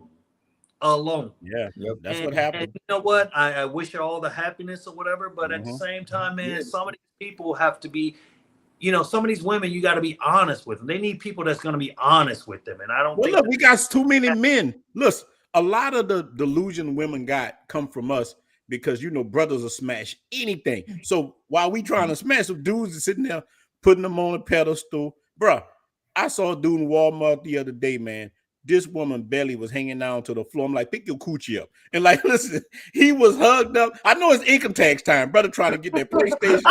But I'm just saying, dudes is cutting up like that. Trying to get that Oculus. Yeah, and the thing about it is, they give these women this false sense of just beauty, and they walk around like they kings. They don't want to be princesses no more. They don't want to be queens. They want to be the king. Bro. So guys man, running around with their head down or whatever. They can't speak their mind in their relationship. I mean, it's just crazy, bro. It is just crazy, man. You know what? One thing I've learned about being out here, man, is that I have peace. You know, I used to suffer from panic attacks from the military, anxiety, bro. I have not had one panic attack in 4 months since I've been here. Just living a nice, peaceful life. You know what I'm saying? And I'm seeing that a lot of like-minded brothers want the same thing, man. They want the same thing. They just want peace, you know. And a lot of brothers, if they could, I get at least 1 or 2 guys in the group ask, "Hey, anybody know how I can get a remote job, a remote paid job?" Because they're trying to find ways. Yeah, we'll do it right now. Yeah. And actually, Colombia has a digital nomad visa now. Yeah. Where you can get a visa for doing, because they know a lot of YouTubers are out here, whatever. So you gotta be creative, man. I feel like I've been my most creative since I came over here, and I literally was just like depressed in the house all the time. Now, man, it's just like on a Tuesday I go to the beach or something, man, and it's popping. You know, every week. His brother asking about that. He's asking about that digital visa. So being like a digital nomad. So that YouTubers can use this too. Yeah. As long as they can show, as long as they can show a certain amount of income every month, they're good. Yeah. You know, because they're trying to make it easier because they're adjusting with the times, and now a lot of people want to work from home, man, and they want this freedom, you know. And I think that a lot of times they want us to keep our money in the United States, man. I mean, literally, like I said, bro, I came over here. I was living in Palo Alto, California. Bro, the average house is like $4 million out there. And I ain't talking nothing nice. I'm talking like shack, like regular ranch, 3-bedroom, 1,200 square feet. I come over here, bro, and I'm not saying this to brag. I'm basically saying it to let guys know this is how you can live over here. Right now, bro, I'm living in a 3-level, 5-bedroom, 4-bathroom with a rooftop jacuzzi for $90K. Yeah, man. Paid cash for it, sold everything. I got rid of all them cars. I got rid of moving on up. I had a Corvette, had the Silverado. That stuff don't mean nothing over here. I don't even want to drive. Matter of fact, 4 Colombian famous singers that live in my little area, in my little townhouse district or whatever, you know. And guys, hold on, brother. Excuse me. The brother said, "How much did you pay for that again?" Let the brother know. Like $90K. Oh man, that's it. 90,000. Yes, 90,000. Matter of fact, one day when we do the show, I'm gonna do a Colombian cribs. You know, man, you gotta do that. Let the brothers know what you can get. But I mean, man, U.S. food people, man, the United States. That's why I call it the plantation, bro. I could. What could I buy for? What can you buy for $90,000? And see, the big problem is they really don't want us there. But they can't do without us because we as Black folks, man, we drive the culture. Man, you look at everything that we have ever been allowed to do, we take that shit over. Yeah, I'm waiting for niggas to learn how to motherfucking ice skate so we can get on that goddamn hockey rink. Because you see, we got a few of them now, and that man, everything I seen. What was it? What's that? I forget the name of the sport. But. It's a winter sport, and the Black girl, man, went on them damn ice skates. Man, she just broke a world record. Once we make our mind up to do something, we can do it. But I want to answer the brothers. question in the chat. I guess he says, is it possible to use the VA loan out there if you don't have the 90K just yet? Unfortunately, no. I can tell you this, brother. If I could use my credit over here, man, I would have. So my dream is eventually, and I've talked to a couple of people about it, and there's not a lot to do around here during the daytime. So my dream is to have a Cartagena unplugged experience, daytime pool party like they do in Vegas. Oh, I'm looking at some land, and out here, bro, you don't even have to have a liquor license. Like any place can sell liquor. You have a restaurant in it. So I'm trying to do it on my own without having to ask for investors or whatever, because I don't want to have to deal with too many people, because that's where stuff gets shady. But it's just so much opportunity out here, man. But the thing is that if you get rid of a lot of that nonsense as far as debt and spending in the United States, you can save up 90K and this is top of the line. I can show you a spot for 35,000. That's brand new. 35,000 3-bedroom condo that's Airbnb friendly, $30,000 to $50,000 all day long, bro. All day long. Yeah. Well, see, this is why the brothers need to link up. That's a car note. You'll go out here and pay $80,000 for a big truck or a Hellcat or whatever, a Dodge Demon or whatever, but you won't save up 50 grand and buy you a spot over here cash, and you never have to worry about it again. I don't have to worry about any mortgage or anything. Hell, I'm so cheap. Hell, I moved my cousin that's 100% up in here. Shit, so that helps me out with the utilities. They help you. Yeah, that's good. Yeah. And then I'm gonna cousin, cool guy. Yeah, and I'm gonna put my my other 4 bedrooms. I'm going to be renting them out to guys in my group. So when they come through, man, they got a nice place to stay. They're going to be safe. I can show them around. Look, that's the key. Listen, if you do the bed and breakfast, brothers come stay there. They don't got to worry about getting scopolamine or nothing. You got backup. Look. That's my goal, to be able to help. Look, I don't want y'all to end up like them brothers fighting that chick in the house. Oh, hell no. Oh, man, I'm so glad you brought that up. Oh, man. Roy was going to get in on that one. Do not be Mike, what y'all think about that, Miguel, what y'all think about this stuff happening with the brothers? That was some goofy ass shit. Do not go down. I don't care where you go, but please don't take that goofy ass shit nowhere. Because I think it was wasn't it like 5 dudes in the crib? Bro, it's like 5 or 6 with one kid. All they had to do, look at this point, you paying the bitch to leave, man. You don't need all that shit. Now, Shorty broke that table. That cost more. She probably done fucked up somebody's rating on Airbnb. You know what I'm saying? Because that was an Airbnb. And then on top of that, the police came. And let me tell your audience something. Whenever you go to the DR or Colombia or where, man, if the police come, pay to leave. You gotta pay them. Pay them to leave. Pay them motherfuckers to leave. I don't give. Even if they had to ante up $50, $100. I think I heard her say something about 200 or something. She wanted $200 she wanted 200. Next thing you know, she done went Power Ranger, breaking the tables and all that. You had to pay more than that to get rid of it. So that's my point. It's like I had a guy. I brought that point up in the chat room, right? And the guy was saying, "Well, I don't care. I'm not paying. I'm not call the police. I'm not paying them. Man, them to leave." Bro, you don't want that smoke in Colombia. I'm telling you. But the police don't want to be in no Colombian jail. Right. So they should have just ended up, paid her, get on out of there. You do not want to be tussling with these women. Let me explain. Let me explain something to you. Let me explain something to your audience. Prostitution is legal in Colombia. Let me say it again. I'm gonna say it again slowly. Prostitution is legal. Take your motherfucking ass down there and try and talk about you ain't paying. You are breaking the law. You breaking the law. Your ass gonna go to jail. Yeah. You're breaking the law. Man. Yeah. So another thing. Look, when you touch down and you cross the immigration point, leave all that shit about I got rights. Leave that shit in America. You ain't got no rights here. Your black ass ain't got no rights here.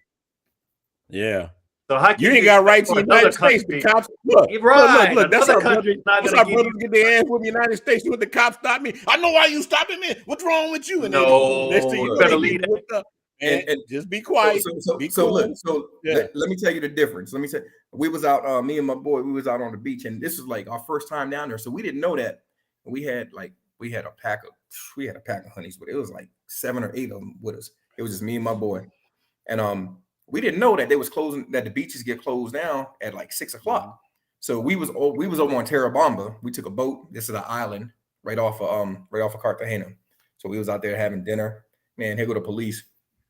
They coming out there. Now they pressing the girls for identification and all kind of shit. Man, so I told my man, I was like, what you got on you? Because I didn't have I only had in pesos, I only had hundreds. I was like, you got 2 50 mil peso bills? He was like, yeah. Went over to the police, gave this for you, this for you. We're all right, man. We're gonna leave. We didn't know, respect this and that. I would gladly pay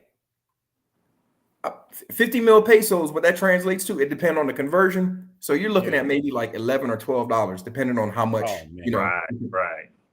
Now, does anybody with any sort of sense think that if George Floyd could have gave that man $10, $15, $20 rather than getting his neck, sat on for 8 minutes or however long it took for that man to suffocate him? Yeah. Look, I will pay a little bit degrees and palms, man. And that's how you and really that's how you get shit done. R.I.P. to that brother, and his family, Yeah. And that's how you get it done, man. That's how you get it done, man. Love. You gotta grease it, man. So what one of the brothers said, you in Medellin or Cartagena? Oh, they in Cartagena, brother. Cartagena. The name of the group is Cartagena Unplugged Experience on Facebook. And then once you get in there, we got the chat going on, man. And the chat is crazy, bro. But yeah, hold on, bro. If y'all get in that chat, you're gonna see some things in that chat. That's all I'm gonna say. The chat is real. Yeah, look, to you brothers that got it in you, the chat is 100%. It's not for the weak-hearted, man. I'll tell you that, bro. It's cool, man. It's definitely we have a good time. Yeah, but you're supposed to look. The whole point of the game is for men to what up, son? Having a good time, traveling, doing what they need to do. You know what I'm saying? It's time for us to take our lives back, man. We just been slaves for a long time mentally, man. Trying to please the women, our children, jobs. Man, break free of that, man. You know what I'm saying? Have fun. Or doing something because they say this is the way that it's always been done. You get an education, you find a wife, you have your kids, man, look, them kids don't give a damn about most of y'all. That's like they living their best life. Man. You know what I'm saying? So you better live yours. I didn't get a chance to do this, man, until I was 53 years old. 53 years old. And I felt like my whole life I always felt like, man, I don't want to die alone. I want to be with somebody. Well, we're gonna die alone anyway. You know what I mean? Yeah. So you might as well live your best life, man. Get out here, see the country, see some other countries. Like I plan on visiting Brazil, other places, man. I got Africa, Costa Rica. I got a whole list of them I want to do, but I just decided to make Colombia my home. And I tell you what, that's your base. I would not change a thing, man. The people have been so nice. I got guys, man, for guys that's looking to come down here. You can find something a little bit older. I got guys that can rehab a whole place for little or nothing. I literally put $25,000 into this 5-bedroom, 4-bath, 3-level. This rehab in the United States would have cost me $200,000. Man, $200,000. I saw some of it, man. It's 200,000 easily. So, and that comes from being nice. So, one of the girl that sold me the house, she's now my assistant. Yeah. And I literally ran $30K through this woman's account, and she has not touched one peso. So all Colombian women aren't like that. Like, we're just friends. We're not dating or anything like that. But that's how much I trust them. Her son speaks English. So they look out. They look out for me, man. I mean, and it's good to have those connections. I posted a video of walking through the hood. I was walking with my construction guy, and he's introducing me to all the locals so they get used to seeing my face around. Because where I stay is really nice, but a couple blocks over to get to the store, it's not so well. So I want the people to get used to seeing me and my cousin here, you know. And there are there are some really good people, man, out here. It really is, man. And I want us all to win, man. Whether it's Dominican Republic, I'm not saying just come to Colombia. Go to Dominican Republic. Go to Jamaica. Go to tell brothers, go where it makes you happy at, man. Exactly. I'm telling you, it's all about, look, move around. I'm trying to set up something to go to Kenya, going to Cuba. Me and a couple of brothers going to Cuba coming up. So it's about finding your happy place. Yeah, find your happy place. I can't wait to get to Nairobi. In Ethiopia? Yeah, man. Boy, he just I know. Ethiopia, Eritrea. I know why you're man. There. Woo! But shout out to you, reporter. Yeah, man. I'm trying to do these live streams. Shout out to that brother, man. He's a big YouTuber, man. Shout out to you, brother. Okay. Yeah, that's one of the big dogs. All right. That's what it's all about. But it's what I like about it, Ronin, man. And I have to tell your audience, man, that like Ronin has become like my mentor. I mean, I didn't know nothing about this game. All I did was just start a group. And he reached out to me and said, hey, bro, anything I can do to help you, get you started, man. I was terrified of YouTube and all this other stuff. I ain't know nothing about it. And he's teaching me the game. And that's what we got to do as brothers, man. We got to stick together. Yeah, that's the real. We have to share knowledge, man. It's enough room out here for everybody to win. You know what I'm saying? I've caught on to some stuff with this chat and everything. I'm telling him, yo, I'm bringing it right back to him saying, hey, you need to maybe do this, you know, for your people or whatever. So we working together. And eventually, man, I wanted, like the bikers, they have this thing called a roundup. And they go to different places like every year for their roundup or whatever. I wanted to where like we got a representative from Brazil, we got one from Dominican, we got Cartagena, and we just start all the brothers go somewhere because I just did some math one day and I started looking at just the people in my group.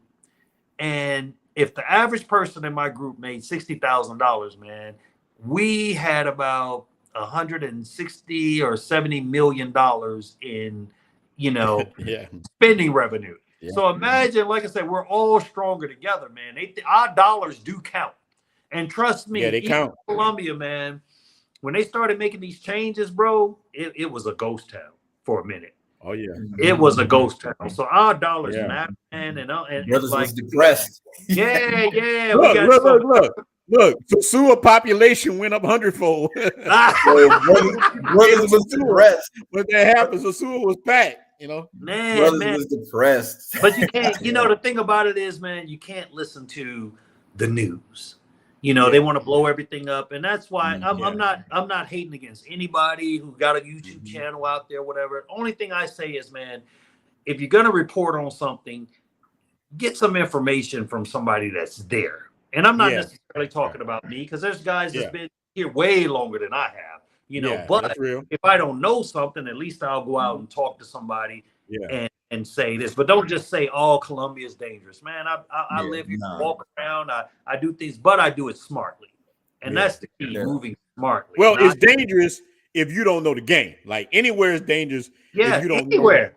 Yeah, anywhere places in Sewer that's dangerous if you move. Yeah, man. You can get got in the DR. These countries are developing countries. So you put yourself in situations you can get there. Yeah, brother Alto, look, man, them Ethiopian women all fine. I'm going there. I'm telling you something. I can't wait. I'm gonna be walking around with a turban on. I'm gonna be cutting up. I can't wait to get these. Yeah, man. Yeah, I definitely want to make it out to Santo Domingo, man. So we definitely go chop it up out there. I've never been, so you know. Matter of fact, it's funny because I'd never been to Dominican Republic, I'd never been to Colombia, and I made my decision based off of YouTube videos. Yeah. Most men do, believe it or not. And nothing, no shade against Dominican Republic. I've seen some baddies on there. Oh yeah. But when I was looking at the videos. All I was seeing was a lot of Sosua, and I wasn't feeling what I was seeing, to be honest. Yeah, look, you got to get away from Sosua to really see, like, listen. Right. Let me tell you who got the baddest women in DR. Santo Domingo got the bad ones. Man, but look, Santiago. Okay. Santiago, man, you got the mestizo women, man. They beautiful, they gorgeous. Look, Sosua, you will bring women from everywhere, and not all of them gonna be, you know what I'm saying, but not, you know, but my first woman I ever met in the DR got me from the airport, and she was the most beautiful woman I had since she was gorgeous, drop dead gorgeous. Right. Look at that moment, but in 30 minutes, in 30 minutes, I saw another one that I was like, I couldn't believe it, man. When you hit that airport in Santo Domingo, you're gonna hey, bro, I got angry. I was like, man, I'm facing my life in the United States. I got mad. Look, man. Different. Man, I wanted to go jump in the lake, man. I'm like, man, what I've been doing with myself, man? And that's the thing. But if you don't know, you don't know. I mean, just like I think about like growing up, man. It's like you knew the chicks that went to your high school. You knew the people, your little surroundings, man. The internet has opened up the world to open your minds up to everything. Thailand. I see brothers going to Thailand, Philippines, Colombia, Brazil, or whatever. Man, I didn't know nothing about this. Just like I tell you something that really kind of freaked me out when I first got here. So, they only teach us in the history books what they want us to know, especially in the United States, right? I did not know that Cartagena was one of the biggest slave ports in the world. Like literally, this is one of the first places they drop people off. So when I came here, I'm like, man, there's so many people that look just like me. The only difference is they speak Spanish. And that's when they said that they had a big slave port. And I was like, wow, that just really interested me, And so that made me want to learn Spanish even more and get involved. Like literally, bro, once I become fluent, I'll probably never speak English unless I just have to. Unless you have to. Yeah. And the people are just so nice, man. One of the places I haven't been yet, but I've heard a lot about Palenque. And it's like this. So I definitely want to do that. It's a lot of little colony that looks just like us, way off in the hills somewhere. Oh yeah, I saw that on one of the channels on YouTube. But look, let me ask you this question, because a brother sent me this email. He said, "Listen, first time traveler coming to Cartagena, what area should they stay in?" Both of y'all take that question. The Boca Grande Laguito area, man. That's the touristy area. So, and the reason I say that is like that's where everything is happening at, man. Like you can go there, you can literally like when you're down in Boca Grande and Laguito, they're two neighborhoods. And they're like on the peninsula. You could just walk down, man. When I tell you see some fire just walking down it, man. When I tell you see, hold on, man. Don't do it, Miguel. Don't do it. Don't do it. I'm about to blow y'all motherfucking. You gonna make Spirit some money right now. Man, Spirit about to move on up. We need a contract, Spirit. We need a contract now. I don't want it to hold on. Let me see. But literally, to piggyback off of what Miguel was saying, Boca Grande, that's where I would recommend. Like when I first got here, I had an apartment in Castillo Grande, which is right next door. And then I decided when I bought the house, I moved away from there. But I don't recommend guys coming out here unless you know someone, because you got to go through a couple shady areas to get to my area. Oh, okay. But it's just easier for the guys that's never been, don't really know much, to just stay in Boca Grande area or Castillo Grande. It's like maybe 10 or 15 minutes from Central. It's real easy to get to. The beach is easy to get to. The spot where the sports bar is easy to get to. Everything is kind of within walking distance except for Central. But now a lot of the brothers who aren't interested in the regular stuff at the Wall City to go to, which is still a lot of things, man. When people say, oh, Cartagena is dead, that's not true. That's not true. You're talking about 4 clubs. But you got all these rooftop areas. You got nice restaurants. You got other nice clubs that are good to go to. You don't have to just go to those clubs. And those women are friendly. If you know a little bit of Spanish, or at least you try, you can get out there and make it happen. You can get out there. But let me tell you something. People always say something dead. But listen, it might be dead to you. You probably don't went past that in your life. I'm talking about a person like whether it's Sassu or anywhere in the world. You can say, man, I'm done with it. But for you to say it's dead, I mean, it's dead to you. And, I always say one man's trash is another man's treasure. People don't like change, man. Some people don't like change. Because didn't they move some people? Didn't they move some things in Sasua? Yeah, and some in Sasua doing a major Major. They They're updating trying things. to clean Are up some of good. these Yeah. places, but they're not saying that the elite, that the prostitution is illegal now. They're just moving it to a different area. That's all that they're doing. And actually, the club where they moved it to is actually really safe, man. It's actually nice out there, bro. It's not a lot of shady people hanging outside or whatever. I mean, I actually felt like it was more shady people in the wall city than it was out at the So where the club is at now, where a lot of people hanging at, you're saying it's safer, it's bigger, it's just it's a good thing for the brothers. So look, let me ask y'all a question. How should men be moving around at night? Look, I'm coming in the first time. How should I move around at night? I know Uber, whatever, but is it safe for me to walk around? You know how you see the guys walking around filming at night, YouTubers or whatever. Is that a safe thing? Are you calling attention to yourself? I don't. I call it the creep cam. I don't like the creep cam. I don't like the creep cam either. That's crazy. But the safe places to walk around at night is those two neighborhoods, Boca Grande and El Laguito. And the reason that area is so safe is because they have police substations, and it's like a little peninsula. And if something happens down there, they will shut that shit down. And ain't nobody getting in or out without. Hey, brother, what's the name of that club again? What's the name of that club again? Andrógeno. Oh, okay. Yeah. Say it one more time for the brother. Maybe he writing it down. He ready to come out there. Come on through, baby. Come on through. Cartagena Unplugged experience, man. Let me tell you, go join the Facebook group, Cartagena Unplugged. Join the group. You can learn a lot. That's why I wanted y'all brothers to come on here, because I'm telling you, I get asked every day by Cartagena. Every day. I talk to brothers every day. But you know about Cartagena? Nothing, but I'm going to do a live stream. Brother said, man, you said that last month you're going to do a live stream. I'm finally going to do a live stream. The brother just say, you going to do more live? Brother, I'm going to do more live. We're going to keep it going. Hopefully these brothers can come back. We're going to link up with more brothers. Look, I'm trying to build the Avengers. They got too much hate in the community. I want all us to work together and build something great, stay safe, show the world what we really can be, man. We don't got to be hating on each other, man. I don't hate on nobody. No. It's like you said, man. It's enough. It's enough out here for everybody.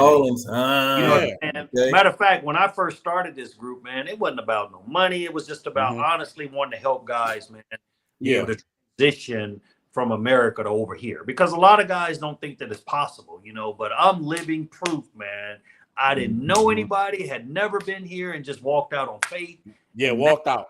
I'm just living the life that I've always dreamed of, man. It's like, matter of fact, today was my maid's first day of work, man. I gotta be a full-time maid now, baby. Oh man, brothers moving on up. Look, we gotta call you. What? Moving on up.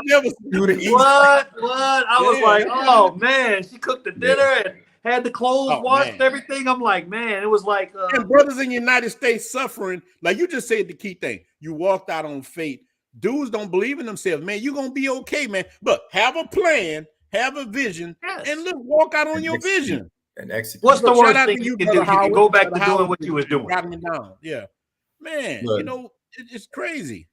And you can always go back to what you were doing. You know what I'm saying? The reason we linked and came because I was like, this nigga doing everything that I I was like, literally, we're standing outside of a club, right? Yeah. Outside of Delirium.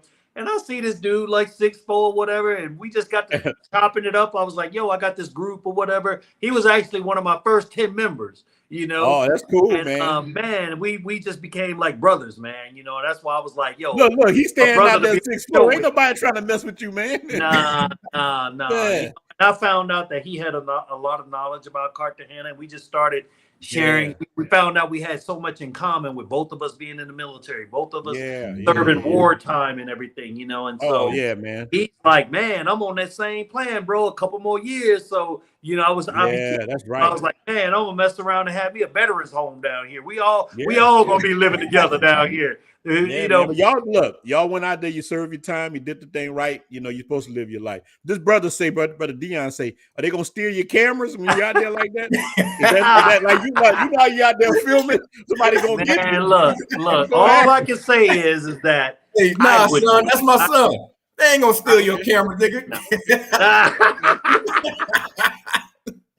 Man. Brother say join the group. You got one, join the group. All right. I appreciate it, Simeon. I appreciate it, man. But we trying to grow. You know, we trying to put out a lot of good information, man. And that at the end of the day, that's what everybody that traveled to a Latin country got a Maria, at least 3 or 4 of them. You got a Maria. It's always a Maria, man. It's always Maria, and Maria. Isabel. Better is village. Yeah, better is village.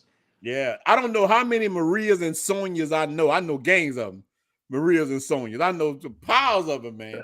Man, yeah, bro. This what it's about. But look, let me ask y'all something else too. So let's say, look, emergency precaution. You come there, something bad them happen to you. What do you do? Let these brothers know. These first-time travelers that's going to come there. What do you do if something happened to you? Somebody stole your phone. You got, mug, something you just don't feel right. Well, first of all, I like to go on the side of prevention first. Yeah, that's the best. Spend more effort in trying to prevent something from happening because, first of all, there is no reason for you to be walking around with a cell phone out. That's number one. I've seen it too many times, man. Guys, like, it was a guy at the carnival. So they got these little foam guns that they were spraying in people's faces and stuff like that. So one brother was walking around. He had shorts on, had his wallet, his pants were like loose and bulky. They sprayed it in his face, and then 5 of them jumped him and took all his stuff out of his pockets and robbed him just that quickly. So my thing is, exactly. So my thing is, keep them cell phones out of your hand. You don't need it. The only time you're really going to need is when you're trying to get a Chica number. You can do that in the club. You're okay taking it out in the club. But walking around, your head needs to be on a swivel. At all times or whatever. Another thing that I suggest is I have what they call a burner wallet. So I got another wallet outside of my real wallet. So when you come in Colombia, one of the things I suggest, make a copy of your passport. Do not carry your original passport around. Do not do that. Carry a copy of it. They will accept that copy when they ran them pockets. For sure. Carry just a little bit of money in that burner wallet. There's no reason I ain't never heard nobody get hit in the face with no phone when they get you. Yeah. All in his face. So when he brought his hands up, they started robbing him. So they start hitting your pockets. Back in here, they just had the carnival out there, so that's what they do. And like, you do that shit here, you spray some foam in somebody's face, it's gonna be a fight. But over there, man, everybody, it's just so positive. Too many people. Man, I was in it happened to me. I was in I went out to the Cartagena Independence concert they was having right by the convention center. So I was telling my boys, I was like, yo, come on, let's go check this out. Because we got out at the cab right there. And they was like, nah, we going to Delirium. I was like, man, fuck Delirium, man. I'm going over here where this crowd is at. Man, I got up in there. I paid, I think it was like 30 mil pesos, whatever that. It was, man, as soon as I walked in there, they handed me 2 beers. I'm like, shit, they go that 30 mil. I just bought 2 beers. You know what I mean? People running around, foam cannons. They got a concert going, live music. Shorties dancing. I mean, bro, when I tell you I seen one of the prettiest dark-skinned, like, oh my God, I was just over there. Look, I was like this.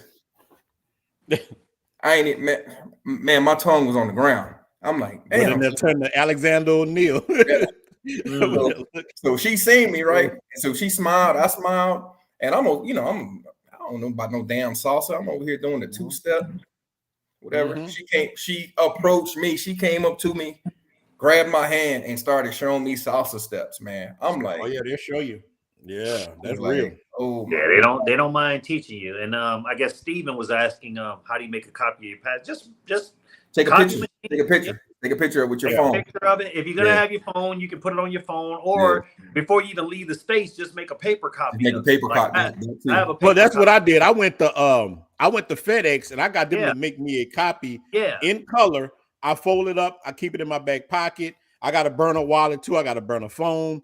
I got all the same thing, man. We got a super chat. The brother said, let's see. All right, Brother Emmanuel. What do you recommend on someone who plans to be in the DR for some months or maybe a year? Let me tell you something, man. I done stayed in the DR for months. I did damn near a year straight, and I didn't have any visa, no nothing. When I had to pay like $80 when I left. It wasn't nothing. So I know dudes have been in DR have stayed for 5-10 years. It's chump change, man. You don't even have to worry about it. They ain't nobody worrying about that, man. Look, when you get to the airport, you got to pay the fee and you can get on, man. DR, I don't know how Colombia is, man, but DR, you don't have nothing to worry about, brother. But look, you have to pay a fine if you overstay. You have to pay a little fine. It's much of nothing, man. But if you want to do everything legal, I know a good lawyer. You can email me at Ronin the Traveler at gmail.com. I'll shoot that stuff over to you, brother. Look, you don't got nothing to worry about, man. We got you, brother. Hold on, let me. I appreciate that super chat. I found the shorty who was showing me how to salsa. Hold on, let me show y'all one. This was like, brother, right? You gotta save yourself, black man. Definitely. Emergency person. Man. Yeah. So I was out there. Wait, hold on. Let me close this so the brothers can see. Oh man, hold on. Let me start it again. Cause shorty, she right at the beginning. I was like, what the man? She the brothers want to see, big dog. Dude sitting in the house with Big Shirley. You see? Oh yeah, I see it. You seen it? My bad. It was just a little.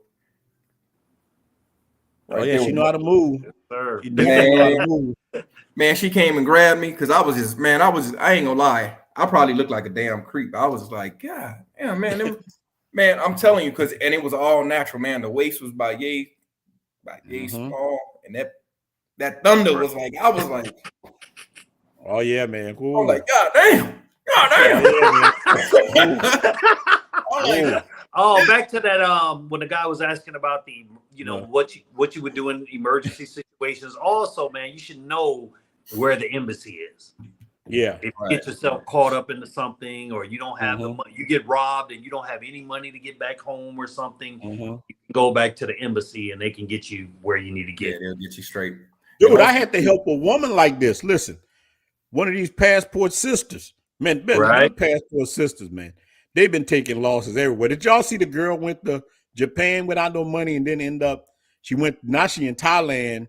She having, and she from Louisiana. Brother's been sending her money.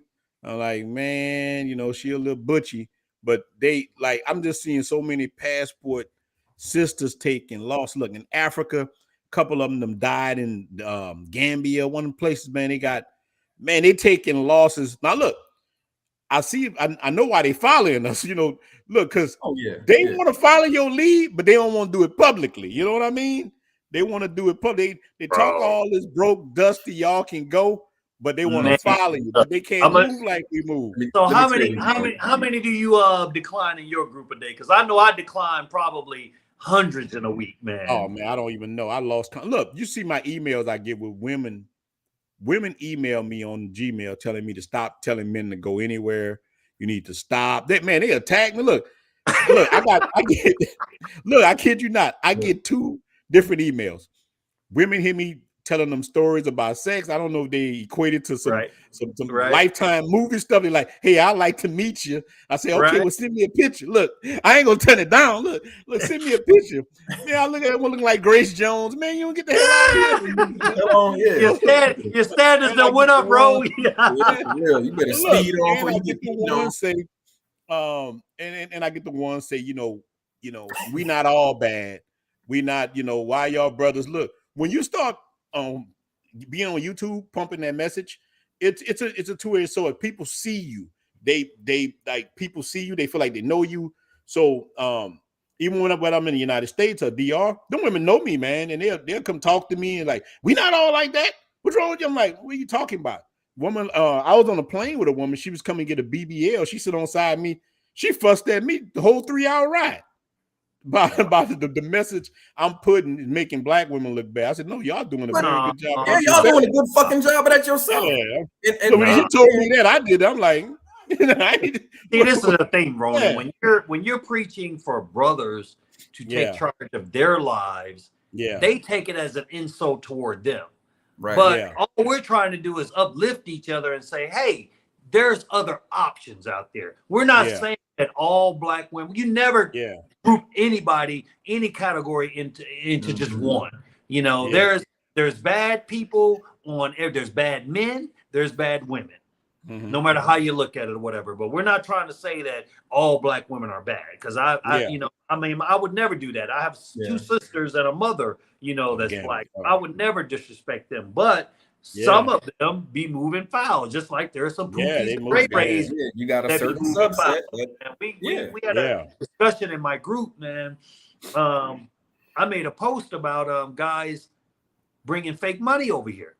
And I'm like, bro, don't do that, man. Don't be giving these women fake money. You can get somebody killed like that. Wait, hold on. Wait. Break that down. Break that down about the fake money. Like, let me tell one let the guy. So in our this. chat, one guy, he posted a bunch of fake $100 bills, and he was like, "Oh, just give them this or whatever." You know, that's what I do. Man, we went off on that brother, man. Yeah. We went off on him. We was like, what are you doing? You're going to get somebody killed doing that stuff. Oh, man, you're going to get somebody messed up. Not only that, you're going to give us a bad, you're going to give us a bad reputation. Like, we already fighting our reputation, man. You know, they got, you know, these guys out here flossing and turning up and everything like that. It's okay to have a good time. It is. But you got to do it responsibly, man. You got to do it responsibly. And look, that being said, look. And answer this, like we touched on this, but I saw a video the other day of a brother saying that and just no shot at him, I think brother cool, but he was saying how the passport bros won't ruin Brazil.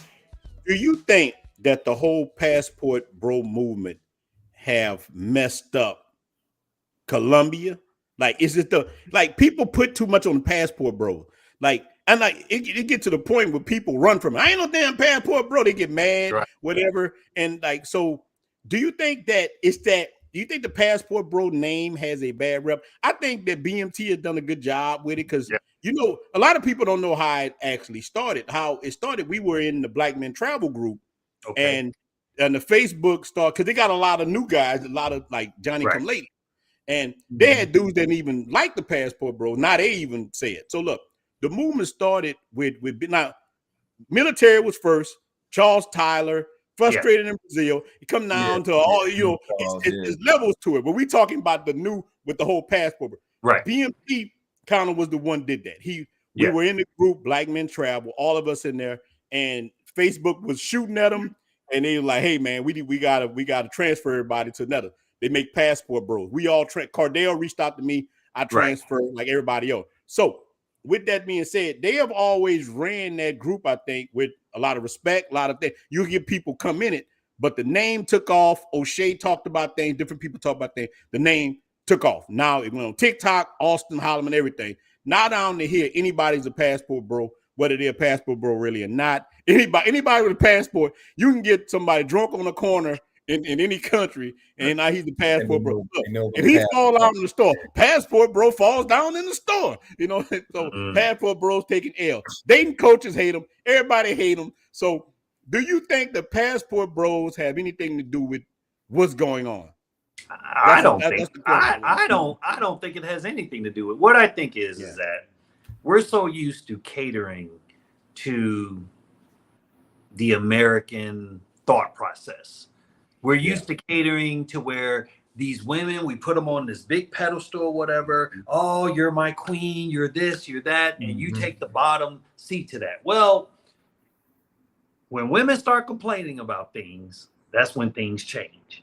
So the moment that they heard about passport brothers and all this other stuff, they start putting it out there like, oh, we're some bad people because we're just wait a minute. So we're bad because we're traveling, we're living our best lives. Women been doing this for years. Women were traveling way before us. Women were getting knocked down in Jamaica, going over there to Jamaica, going to Essence Festival, getting knocked down. They've been doing this going on them girls trip, bro. Getting your motherfucking groove back. But nobody, man, the passport girl, the passport sisters been way. They've been doing that for years. For years, getting told. But see, us, They don't want us. They don't want us to be happy, man. They do not want us to be happy, man. They want to take your dreams, brother. They want your dreams. So we're out here trying to live our best lives. We're not bothering nobody. You know, most of us, at least most of the guys that I know, we've had plenty of sisters. While I was married to 3 of them. Yeah, 3 of them. So look, they fuss for everything. Like I'm telling you, man, you get a white chick, whatever happening, they gonna fuss anyway. They want us miserable. No matter what. Why do they want us miserable like that, man? I see a woman, I want her to be happy. They want us miserable. They want us broke. Misery loves company. That's why. Yeah. They, you know, they even say like, oh, y'all can't get women. Oh, y'all messing with these prostitutes, and the only reason they mess with you because they're poor. Well, you know what my thought process on that is, man. You paying for it anyway. No matter what. I ain't the D police, but I can tell you this. I done spent more on mortgages, car notes, you name it, nails, hair than I ever have for some pay for play. Three houses. You always paying, man. You always 3 houses. paying. I don't know how many cars. SUVs. I mean, if it's $100 a weekend times 4, that's $400 a month.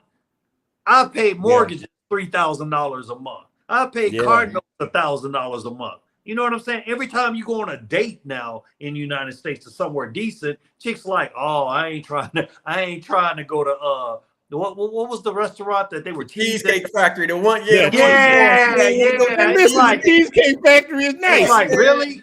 Man, if you don't go sit your ass down, so I love me some cheesecake. But I'm gonna tell you that right now, these chicks in Colombia, you take them, man, to just a basic restaurant, bro. They're grateful. You take them. I've seen brothers, man, that just took them shopping for groceries, and it was like as if they took them to a 5-star restaurant because their dudes ain't doing that. They making them cook. They're making them clean. They're making them do everything. What's that? I see a super chat. What's that?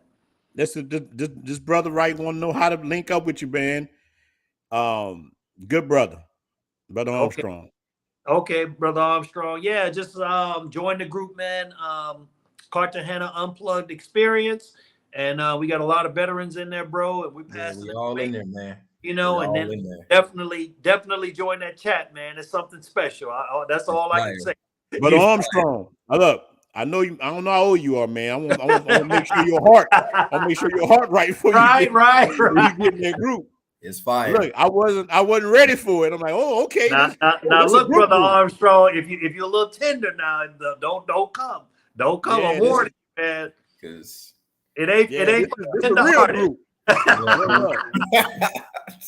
He might not be understanding. This is a real group. It's that.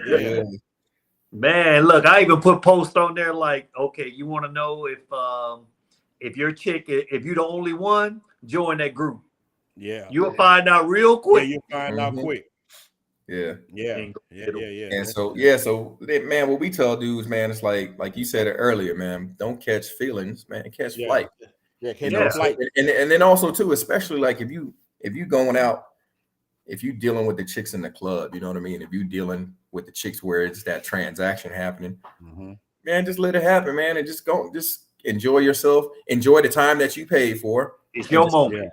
And just keep it pushing. That's it. Keep it, that's right. And we like to say it's just your time, man. It's just your time. Just do it. Keep it pushing, man. You know, and a lot of guys, I tell them, man, it's actually simple math. And I actually made a post about this. If you do the math, you can pretty much figure it out. If you're dating a chick, heading to Colombia in April for a wife, if you're dating a chick, right? And over here, if she has no job, she has kids, how do you think she's gonna eat? That little $100 or that little iPhone that you bought is not gonna take care of her and her family. Most of these women are taking that's real, bro. 5 to 10 people. So you look first, make sure she got a career. Make sure she's going to a job every day. That will tell you a lot. So it's either she's got a career and money, and also look at her living conditions. That'll tell you a lot. Yeah. You know? If she does not have that, she's probably got, if she's not a pro, either she's a pro or she's got a bunch of Western Union poppies. Trust me on that one. I live right across the street from Western Union. Oh, there's man, I know there's you a see shopping it. center over there, bro. Mhm. That line be around the corner, a quarter of a mile Mm-hmm. from all these guys sending this money over here. Yeah. And my thing is, some of these guys have never even met these women before in person. They just see a beautiful woman online. Yeah. And then they're just like, oh my God, the allure of it, exotic, you know, all this other stuff. Bro, they're human. These dudes don't even look at the women like that. Yeah, Matter of fact, bro, if you want to keep it 100, they look at us as exotic. Yeah. Yeah. Keep They it look 100. at us. They'll be like, oh, your lips, your nose, Yeah. your skin color, moreno, blah, blah, blah. You know? Yeah. So they're over here, man. You are the prize. You are the prize. You are the prize, man. And, I've seen guys that come over here, man, and it's like this one brother. He came over here. He was recommended from a doctor friend of mine, and the doctor, they show him a good time. So I took them all out to the club or whatever, and the brother was just sitting. And matter of fact, he was a Q dog, man. So it's like, okay, I'm thinking like, okay, Q dog, he got some swag about him, right? Yeah. They're playing on his phone or whatever. I was like, nah, I can't let him go out like that, bro. Yeah. I slid it over, slid the chick like 50 mil pesos, right? Like $13, right? I said, show my man a good time or whatever. She went over there, man. The next day, bro, he was like, man, whatever you said to that chick, I never let him know that I slid money to her or whatever. Yeah. But I just wanted to see the brother smile and have you want to see him have a good time. Exactly. And that's what it's about, man. But that goes to a deeper issue that we have here in the States, man, where it's like brothers sending money, Western Union. Like you say, a lot of them haven't even met the chick before in real life. Yeah. But and I'll give it to them. I'll give it to them. It's not for them. It's not even game. Now, whether they're pros or whether they're regular girls, it is their culture. It is their culture to cater to us. So a lot of us, when that shit happens, we gone. You're like, wait, what? Yeah. What? So now you talked about scopolamine before. Oh, that's not the problem. The problem is that right there is that a lot of brothers have not been treated how we should be. That's the problem. To me, and that's an even bigger issue than getting scoped. If the chicks were doing in the States what they should be doing, we wouldn't be worried about going overseas and all these other things. Now, man, it's like, bro, I have a good friend, right? He just told me probably 2 days ago, we were talking on the phone and he was going to get engaged to another friend of mine. And he was like, he asked her to basically just get him a cup of water. Just get him a glass of water. And she was like, what's wrong? She was like, what's wrong with you? He was like, really? So then she turns around and she sits on the couch and she was like, could you rub my feet or whatever? And he was like, but you wouldn't give me any water, and you were right by the kitchen. It's like these people want to be catered to, man. And it's like relationship is give and take. It's give and take, you know, and everything. I don't care what anybody says. Every relationship is transactional, whether you want to believe it or not. It's just all in what works for you. But that's grown man information. Some dudes don't realize that. That's everything's transactional. Everything. The only thing that gets eternal love is dogs and kids. You gotta everything. Even a dog. My uncle used to say, even a dog want a pat on the head sometimes. You know what I mean? God damn, they don't do that. Yeah. Look, they done turned black men into the butchers. I'm gonna say butchers. They expect you to do everything, be the sacrificial lamb, man. Listen, look, let me give you something. Let me give you an example. Look, I had times I had surgery on my foot, right? I ordered some DoorDash. Look, I live in a beautiful condo I have in the States. And I lay it out. Next level. Chick come to the door. She's like, oh, how much is this? You know, black girls always want to try to pocket watch. It's like, oh, it's pretty. So I'm in there drinking on that liquor, kind of wolf a little bit. I'm like, yeah, man. Like, you come in and see it? I let her see the house and all that. And she's flirting with me a little bit. I'm like, well, look, you want to go out and get something to eat? And I got her number and stuff. Look, so 2 days later, we supposed to hook up and go out to eat. She called me up and said, well, you got to pay for my babysitter. Well, how much your babysitter is? $150. What? Man, I'm like, man, you out of your mind? Wait, you want me to pay for the food? This is the American woman. So she saw where I live at. She saw the car I got in the States.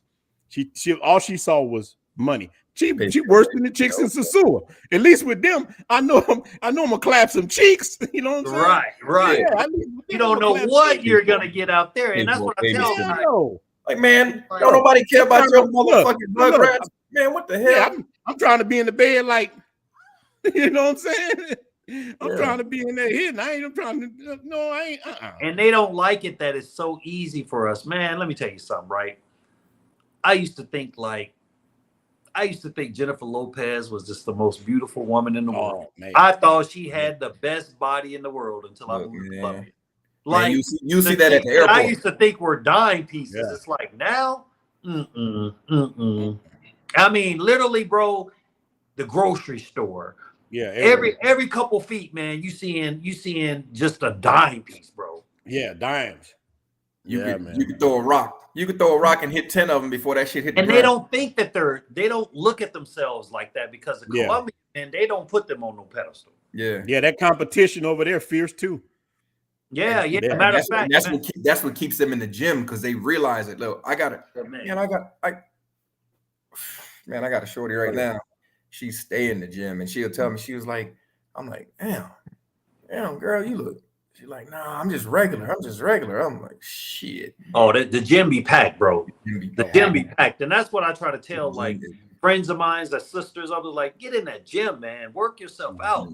Quit, man. Let me tell you something. I just went home to see my old lady a couple weeks ago, right? Bro, I put on 20 pounds in like 2.5 weeks of being there. When I was over here, bro, I was walking every day, 10, 12 miles. Eating healthy or whatever. I go there for 2 weeks and put on 20 pounds, man. It's just a different, different, man. It's just different, you know. So, well, they don't have all that processed stuff in the food. The food is better.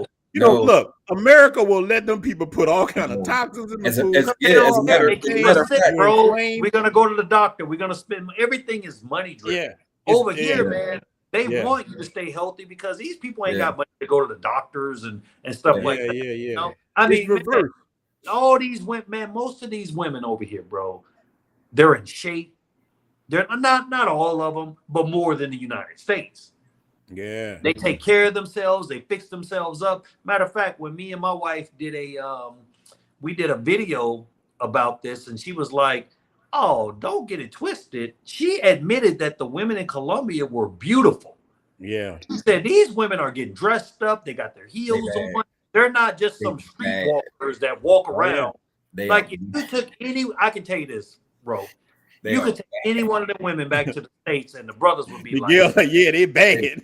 Man, they'd be like, where you get her? You know, but unfortunately, man, you know, Cartagena, I didn't realize how small it was until I moved here.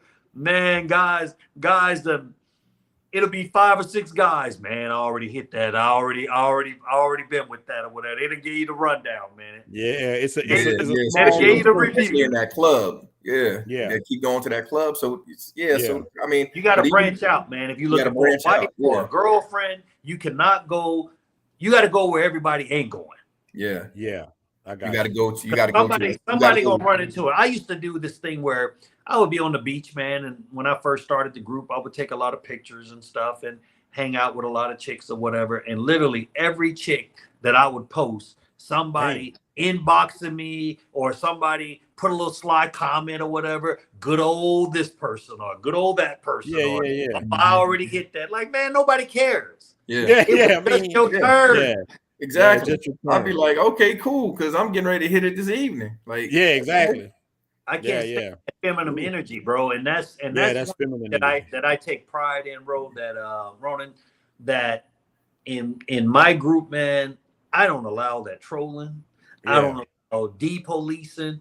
Depolicing is the worst. I done kicked so many dudes out. I had a guy tell me like, well, I'll just go on back to Passport Brothers, and I ain't got nothing against Passport Brothers or whatever, but don't be throwing that group in my face or whatever. Whatever they allow or whatever, that's their business. You know what I'm saying? But me, I want to preach brotherhood. I want us to stick together.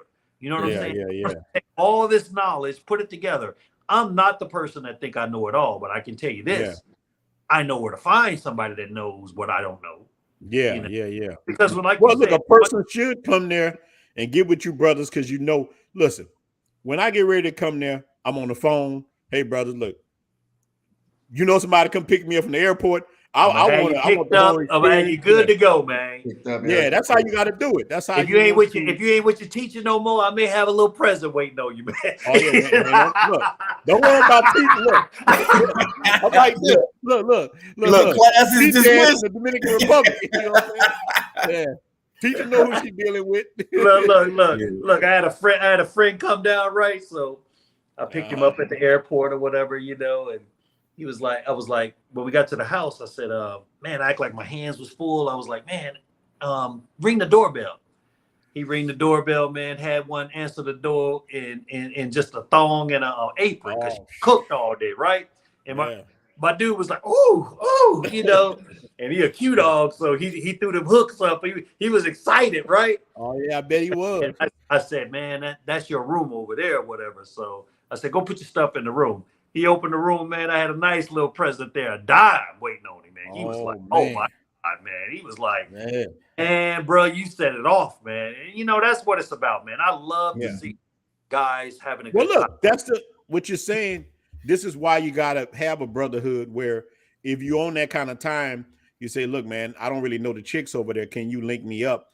And as a brother, I'll be able to reach out to you and you can shoot me in the right direction. Somebody not trying to scold me, rob me, whatever. You know the chick, she's tested. And I'm just saying, look, everybody not own that kind of stuff, but if you own it, it's good to do it safely. You know what I mean? I've catered to What's up, brother? Different groups, man. I've catered to family type of guys where we just did us a nice little trip to the islands, I've catered to let's get it in, full on parties, anything goes or whatever. So that's the good thing about Cartagena, man. Cartagena has a little bit of something for everyone. It's just all what you're looking for. So like I said, I hate when people try to say, oh, Cartagena is just dead now. That is the biggest lie ever told. Yeah, if you just closed-minded and you just used to seeing all that out in the clock tower, then you're gonna think like that. But when you branch out, man, these places be packed, bro. These places are packed. These rooftops are packed. You know what I'm saying? They are everywhere, man. Like we were saying earlier, man. The grocery store, man. They everywhere. Everywhere, man. That's the first time I came down to Colombia, I went back home with a neck ache, bro. For doing I bet you did. Doing like this all day. Literally the dating websites, man, you can get. So this is what I'll tell guys, man. If you just want a little bit of glimpse of what's popping down here, man, get Tinder Gold. And I'm not no paid spokesman or whatever, but I'm just telling you the game, man. Get you Tinder Gold. Get on Tinder, change your location to Cartagena. I guarantee you, it don't matter if you look like a frog, man. You are gonna have at least 100 people in one day linked up. Yeah, my son did that. He said he had to stop. He said he had to cancel. That's how it is. You have to literally turn that shit off to get you a break, man. Because you got so many things going on. I've heard guys talk about this in and out. And then the easiest thing to say is, man, like, I like a chick. If you date a chick in the US, you got to try to holler at a while before you get her number. Man, after she say hola, all you got to do is say, "Tienes WhatsApp." Do you have WhatsApp? That's it. And once you say that, they gonna throw that number out there, and you are good, bro. And then it's on and popping. That's how easy it is, man. So you don't have to have. You don't have to go out here. I actually look like. I mean, if you just like to drink like that, but to be honest, man, you don't have to go to the clubs and ball out like that, man. Yeah. The same guy that's drinking water gonna get the same thing at the end of the night that you done. Oh, well, look, hold up. The brother's asking for the link. What's the brother's link in Colombia? Cartagena Unplugged. Go join that group. Cartagena Unplugged Experience. Join the group, and then if you want to join the chat, just let me know. You'll see some posts in there about the chat, and we'll go that another way because that's like its own little separate thing or whatever. I got another guy that I feed that off to or whatever, because I only run the Facebook group, but then there's another admin that runs the chat that's off the chain. I wanted to kind of separate the two. But yeah, definitely, man, you want to link in with me and some other brothers. Miguel, we got about about 10 good brothers, man, that really give some good information. Not saying that the other guys don't have information, but those 10, they really share a lot of information, you know, and that's the key. We got to start sharing information, man. Quit share it, man. Share the information. Yeah, quit going to these groups just to lurk around, man. You know, put some information. Just like when guys join the chat, man. The first thing I say is, man, I passed the collection plate around, and I ain't talking about money. I ain't talking about money either. We pass the collection plate around because we all need to be putting something in the plate. Yeah. You know? And guys, we definitely get it popping. And guys, it be like a party up in that joint, man. Man, every time I done looked at that chat, it was on fire. Every time. Look, let me tell you something, man. Look, I got up one night to go to the bathroom. I grabbed my phone. I looked at the chat. God damn, they cutting up tonight. Man, it was 3 something in the morning. It was cutting up. Man, like, they be at it, man. Matter of fact, one guy was like, well, you know, you guys charging $10 to get in that chat or whatever. First of all, Facebook chat is free. Yeah. But the difference is with our chat, you can't screen shoot nothing. And the guys are more freely with the information. Yeah, because other people pay to be in there. Look, I don't mind paying for service. Listen, I mean, you know what I'm saying? I don't mind paying for quality. I don't mind paying for stuff like that. I have no problem with that. Some people just kind of cheap, and I understand you can do whatever you want with your money. You do what you want. I don't pocket watch. Don't down me for spending 11, 12 hours out of my day trying to keep it safe. Right. You know what I'm saying? Trying to make sure that, and for real, a lot of work, bro. And if that's the type of time you want, we don't want your right? ass in the fucking group. But it's not going to be the same quality of people in there if I just let it open. Because like I said, you can't just let it open. I have women trying to get in. Yeah. It's a lot of people that want to blow up the spot. Trust me on that. Yeah. There's a lot of people that don't like us sharing information like that or whatever. Well, you got enemies of the state, bro. You got agents of chaos, even in the travel community or whatever. Yeah. Bro, I have seen lately dudes making videos, and the same thing happened in the overall manosphere, man. It makes me really upset because that's how the manosphere went down. They switched from talking about men's issues to talking about each other. And I see a lot of people in the travel community do the same thing. They making videos by other YouTubers. I'm like, what the hell? It seems like it's a black thing because I see, like, when you look at whether it's comedians, whether it's this, it's us. We got like this Highlander syndrome where there can only be one. You know what I'm saying? It got room like for it's crab in the bucket mentality, man. You're gonna pull somebody down. Man. Look, shout out to you, brother. The brother say everybody say going to Susu, went to Santo Domingo and have a ball. Man, look, Santo Domingo, where's that? I tell guys Domingo is like so for me, I like you know, I said, you know, the only difference why I choose Colombia over the DR is because, like I say, you have that big influence. Colombia is so much larger than the DR. You know, the DR, you know, you on an island, you isolated. Man, Colombia, you got. I done been out to Cali, Barranquilla, Medellin, Guatape. I'm going out to Santa Marta, San Andreas. Man, I went out to Palenque. That's, man, it's, and everywhere you go, it's everywhere you go, man, it's baddies. Man, I'm like, yo. Brothers sit in the United States. So you saying brothers sit in the United States suffering for no reason? No reason whatsoever. They can get out of there. Man, bruh, look, I mean, look, Tinder bad news. They saying, look, answer this. They said Tinder is bad news. Scopolamine queen. Cap. Is all Tinder bad, or is it like people keep warning people to stay off of Tinder? It's cap. Oh man. I mean, first of all, okay. Didn't people get killed in the United States off Tinder and other countries? It's not it's not just Scopolamine ain't just happening from Tinder. There's guys that have dated hundreds and hundreds of women off of Tinder and nothing happened to. It's all in how you move, man. You gotta be street smart no matter what. The chicks in the club will Scopolamine you. And trust me, the chicks on the block will Scopolamine.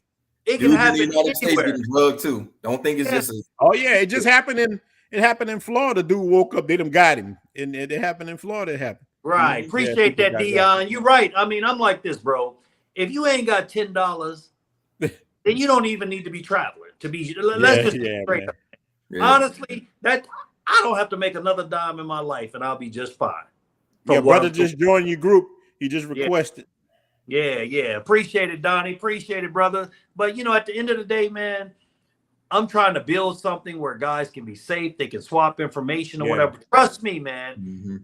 If I would have had this group, I would have gladly given that $10 versus giving the Hyatt $1,000 because I would have already known about do not book a room at the Hyatt Regency. In Cartagena. So you're gonna save that $10 somewhere along the line by all this game that people give it. Guys that go out here, man, they'll pay $20 a month for some chicks OnlyFans, right? Oh man, we got OnlyFans on steroids. Yeah, and we keep it popping. Trust me on that one. You better believe it. You better. You better believe it. Man, hey. Man, these guys be dropping. Brother trying to join your group right now. Brother say he trying to join the group is not. I can't do nothing while I'm on the stream. I'm gonna get to it. Hey, don't worry, brother Armstrong. You're gonna get on there. We'll get you in there. We'll get you in there. Don't worry about it. Man, look. I thought he was old. He young. Like, he gonna be all right. Wifey material, more likely in the DR Colombia. Man, I would say Colombia because it's bigger. You got more women, but you can find them anywhere. Yeah, just stay away from red light districts, Yeah, you can find it. Yeah, in either place you can find them, man. It's wife material all over the place, but it's just don't go out to the clubs thinking that's what like I'm looking for a wife, so I'm gonna go out to the clubs where where they practicing that trade at. It ain't because it ain't. Oh man, I got like 50 requests, man. I got to go through these. I'm getting to it, man. Hey, I appreciate all y'all guys trying to get on, man. Shout out to all you guys for signing up, man. This is what this stream is for. We're trying to keep people safe. Any of you brothers that have any kind of interest in going to Colombia, man, especially Cartagena, you link up with these brothers, man. That's what it is. It's safety. It is safety, man. I'm telling you, that's how you do it, man. Safety and numbers. Everybody watching, go over there and sign up, man. Yeah. So don't worry. It's free to join the group, man. The chat room. That's something. Yeah, just join the group. That's something totally different. We dropping jewels in the group also too. But the chat room is on steroids. You know what I mean? So and ain't nothing else out there like it. Trust me on that one. Trust me. I done been in many travel groups. This is something totally different, man. Yeah, the brother actually offices are there in Colombia. So they did. They just started a VA where you can get medical care in Medellin, because one of the brothers he realized that so many veterans there were like a couple hundred veterans that were living in Medellin, so he got them to open up a clinic. So hopefully, man, that's also one of my goals is the more veterans we get in the Cartagena area, we can push for the VA to get us some care out here, just like in the Philippines. Oh man, that's good. So like you said, there's safety in numbers, there's power in numbers. We can let our voice be heard, man, whether it's traveling, whether it's for rights or VA or anything like that, man, and that's the problem. They do not want us to stick together. One thing that really excited me when I talked to Ron, man, the first time we talked, man, we talked about 2-3 hours, I think, on the phone, man, just chopping it up. And the one thing he stressed to me is that he wanted something different with this new wave of guys, man. He wanted like us to more stick together, and that's what it's about, man. Now I feel good. Like, man, I got me a contact in Santo Domingo. When I get ready to make that move, he know that he gonna be good when he come to Cartagena. Anybody I bring you some spots in Santo Domingo. Don't worry about it. I probably take 100 calls a week. I take 100 calls a week or more from strangers, man, that hit me up, want to chop it up or whatever, man. And I try to get to everybody because I'm just a normal guy, just like you guys, man. That's what you do, man. You build them networks, man. Talk to them, brothers. I just made a choice, man, to get the hell out. Because I knew that there was something better than my life, man. And to be honest with you, I would just be living a mediocre life, you know, an okay life in the United States. Yeah. But I'd probably have a 30-year mortgage and all that stuff. Well, now paid for a home, made, you know, I'm living my best life, can do whatever I want to do, man. And to me, that's freedom right there. Yeah, but that's see, the American dream now is part of the plantation plan. That's how they keep you on the plan. That 30, you know, you heard what you just said. 30-year mortgage. Now, now, what I look like at 54 years old getting a 30-year mortgage again? I'm not doing it. Yeah, the American dream ain't in America no more. No, it's not. Nah. And they don't want us having platforms like this to share information. No. They don't want us sticking together because they're so used to brothers fighting and fussing among each other or whatever. Or this guy think that you're gonna get too much shine over here, so I don't care about nothing like that, man. You know? Man, look. If you work together, y'all all come up. Look, brother, say, is anything going on March 29th, April 5th in Puerto Plata? Man, that's something always going on, man. But email me. And I can meet you out there. I will definitely be there. So, brother, we can definitely chop it up. Brother saying, do y'all have a safe network for dental vacation travelers? I don't know.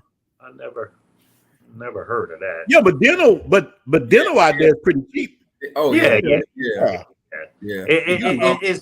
It's very cheap, man. As you see, man, I got the whole mouth done, man, for $8 grand. Two of my partners out of Pennsylvania, they just got their whole. I think it was man, guys coming over here. They paid like three grand.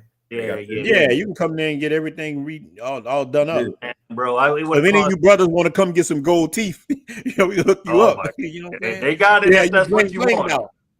Yeah, but they got places, man, where you know, in the United States, bro, I would have been charged probably 50 grand, man, for but I got my whole mouth full of crowns or whatever, you know, because later on in life they started shifting a little bit, and I was like, you know what, I'm too old to get braces, man. Just go ahead, wipe the whole thing out. So and that's the thing, man. Invest in yourself. I tell all brothers that, man. Invest. Don't be we invest in these women, getting them, you know, books. Hold on. Oh my God. Oh God. Oh, Simeon Wiley. Oh God. Why your voice, man? Why? Man, voice No, man, they do the imaging on you, dog, so you can see what it's gonna look like before. Oh man. Oh my God. That's brutal, man. I ain't gonna let y'all talk about tailor-made like that. We're not gonna do that to tailor-made, man. We're not gonna do that. Nah, man. I got much respect for tailor-made. That's funny, bro. That's funny. That's my boy. What's up? Big Shirley. Man, y'all stay away from them Big Shirleys, man. He say F Big Shirley. Yeah, man, y'all stay away from them. Oh, they'll get Big Shirley hair done or whatever, but they walking around with jacked up teeth and man. Oh yeah. Oh man. Yeah. Brother hit them boy. He ain't lying, but Boyce Watkins, I saw boy Watkins teeth. I don't know where he went. His teeth did get his teeth was big. He got them got the mule teeth. Brother got camel teeth. I don't know what happened to him. Yeah. Look, man, I try to like Boyce Watkins. I think they just, man, they him and Umar, bro, they cater to those. Man, I understand. Umar, oh my God. Dr. Umar off the chain, man. He still ain't built that school yet. Nah, he ain't put the first doorknob on. No, man, listen, man. I try to like them dudes, man, but they just cater so hard for them chicks, man. God, dog, man. Oh no. But that's come on, man. What was the one dude? We done got him started. Man, them dudes cutting up. What was the one? Oh yeah. Like Derek Jackson. Derek Jackson was out there caping. Oh my God, bro. Yeah, man. Now look, that you'll make a lot of money right now if you start a YouTube channel and you just start talking about how good women are, and especially sister girls. I'm talking about a lot of money. It's definitely I had guys wrote that, or you can start a church. Yeah. I had guys. Yeah. But why don't you let women in the group? And that'll stop some of the problems. I said, man, I don't want. That's gonna start the problem. That's gonna start them. Exactly. No, I'm not doing that, man. They try to sneak in. As a matter of fact, bro. What's up, brother? K-Lo K. Hey, locale. Yeah, man. So when I did the YouTube, don't let the women in the group, man. You got a problem. Women get in the group. Oh no. Matter of fact, I heard one of my girl's best friends, man. So she saw the YouTube video, and so she's a part of that group. Kevin Samuels died, right? Oh, and man. So I saw that group. So I don't know how this dude found out, but he didn't even know that I knew this girl. And he took a screenshot of her. Hey, there's a group that's called Cartagena Unplugged Experience, and it's growing fast, ladies. Yeah. Who got intel on that group? And this was my girl's, one of her best friends. And so, bro, I posted in the group, man. Them cats, man, I had to calm them down, man. They started hitting her box. She called my girl crying and everything, man. But it's just bad. But the thing about it is, this chick has been going to Puerto Rico, has been going to all these third world countries, hitting up these Latin dudes or whatever, because nobody wants her in the States, you know. That's just how it is. And so she's trying to worry about what we're doing. Yeah, don't worry about what we're doing. That's true, brother. Yeah. You talking about the 2 3s and 4s better than 8 9s and 10. Man, let me tell you something. I have saw women who basic chicks in the DR. I can't speak for I did get down with 4 Colombians. I did. I got down with 4 Colombians. Right. They were all bad. Let me tell you something, man. A average woman in these countries make man, you a flushing American woman down the toilet. They can't hold they can't hold nothing. Look, Man, I be judging women now by their ears in America.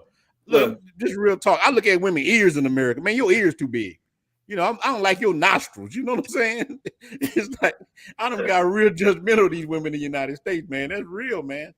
Nah, man, they can't hold a candle to them. I'm so bougie, man. It don't even make sense. That's what happened to you. But you know what? It's not even about the looks. For me, honestly, the attitude, man, makes you, because even if you are 8 in the US, if your attitude stink, man, it means nothing.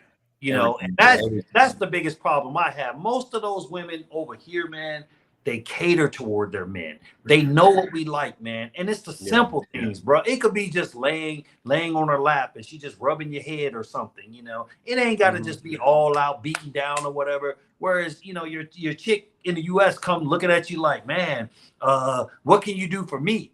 Yeah. It's like we always got to cater to them, you know. I know some brothers, man, that they got treated like dogs over there, bro. Come over here, man, and they're like, wow, man, this is what it's like or whatever, you know. And that's what I want everybody, man. I think every man should make a trip overseas to whether it's Colombia, DR, Costa Rica, before getting married, or just to get a comparison. Just to get a comparison. Just to have a comparison. That's it. Yeah. Well, look, what do y'all think about Thailand? Look, what do y'all think? This is a different kind of question, but what do y'all you think Thailand's too far? Do y'all anyone y'all have plans to travel? I'm going out there. I'm going out there. I mean, I like, you know, I know that they're out there. You know, I like women with curves. You know what I'm saying? I like the thicker women with curves. So I mean, I know that they're out there in Thailand.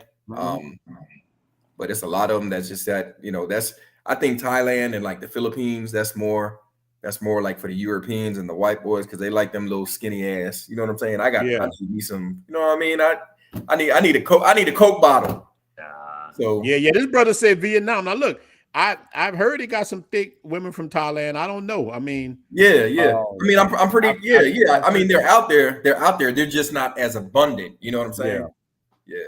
Man, look. Fun fact. This true story, man. I was engaged to a Vietnamese woman, and she was a nice, sweet woman, pretty chick, but her butt just wasn't big enough for me, man. That's real talk. I broke it off with her. They had a whole store, man. The family had a store in the hood. I could have been the heir of making chicken wings. I ain't had to work nowhere. Look, you could have been the wing. The dad only had daughters. I could have took over the family business, but I looked at that butt. It was too flat for me, man. I got out of Dodge, man. Look, right now she's married to a dude. She ended up marrying a brother, man.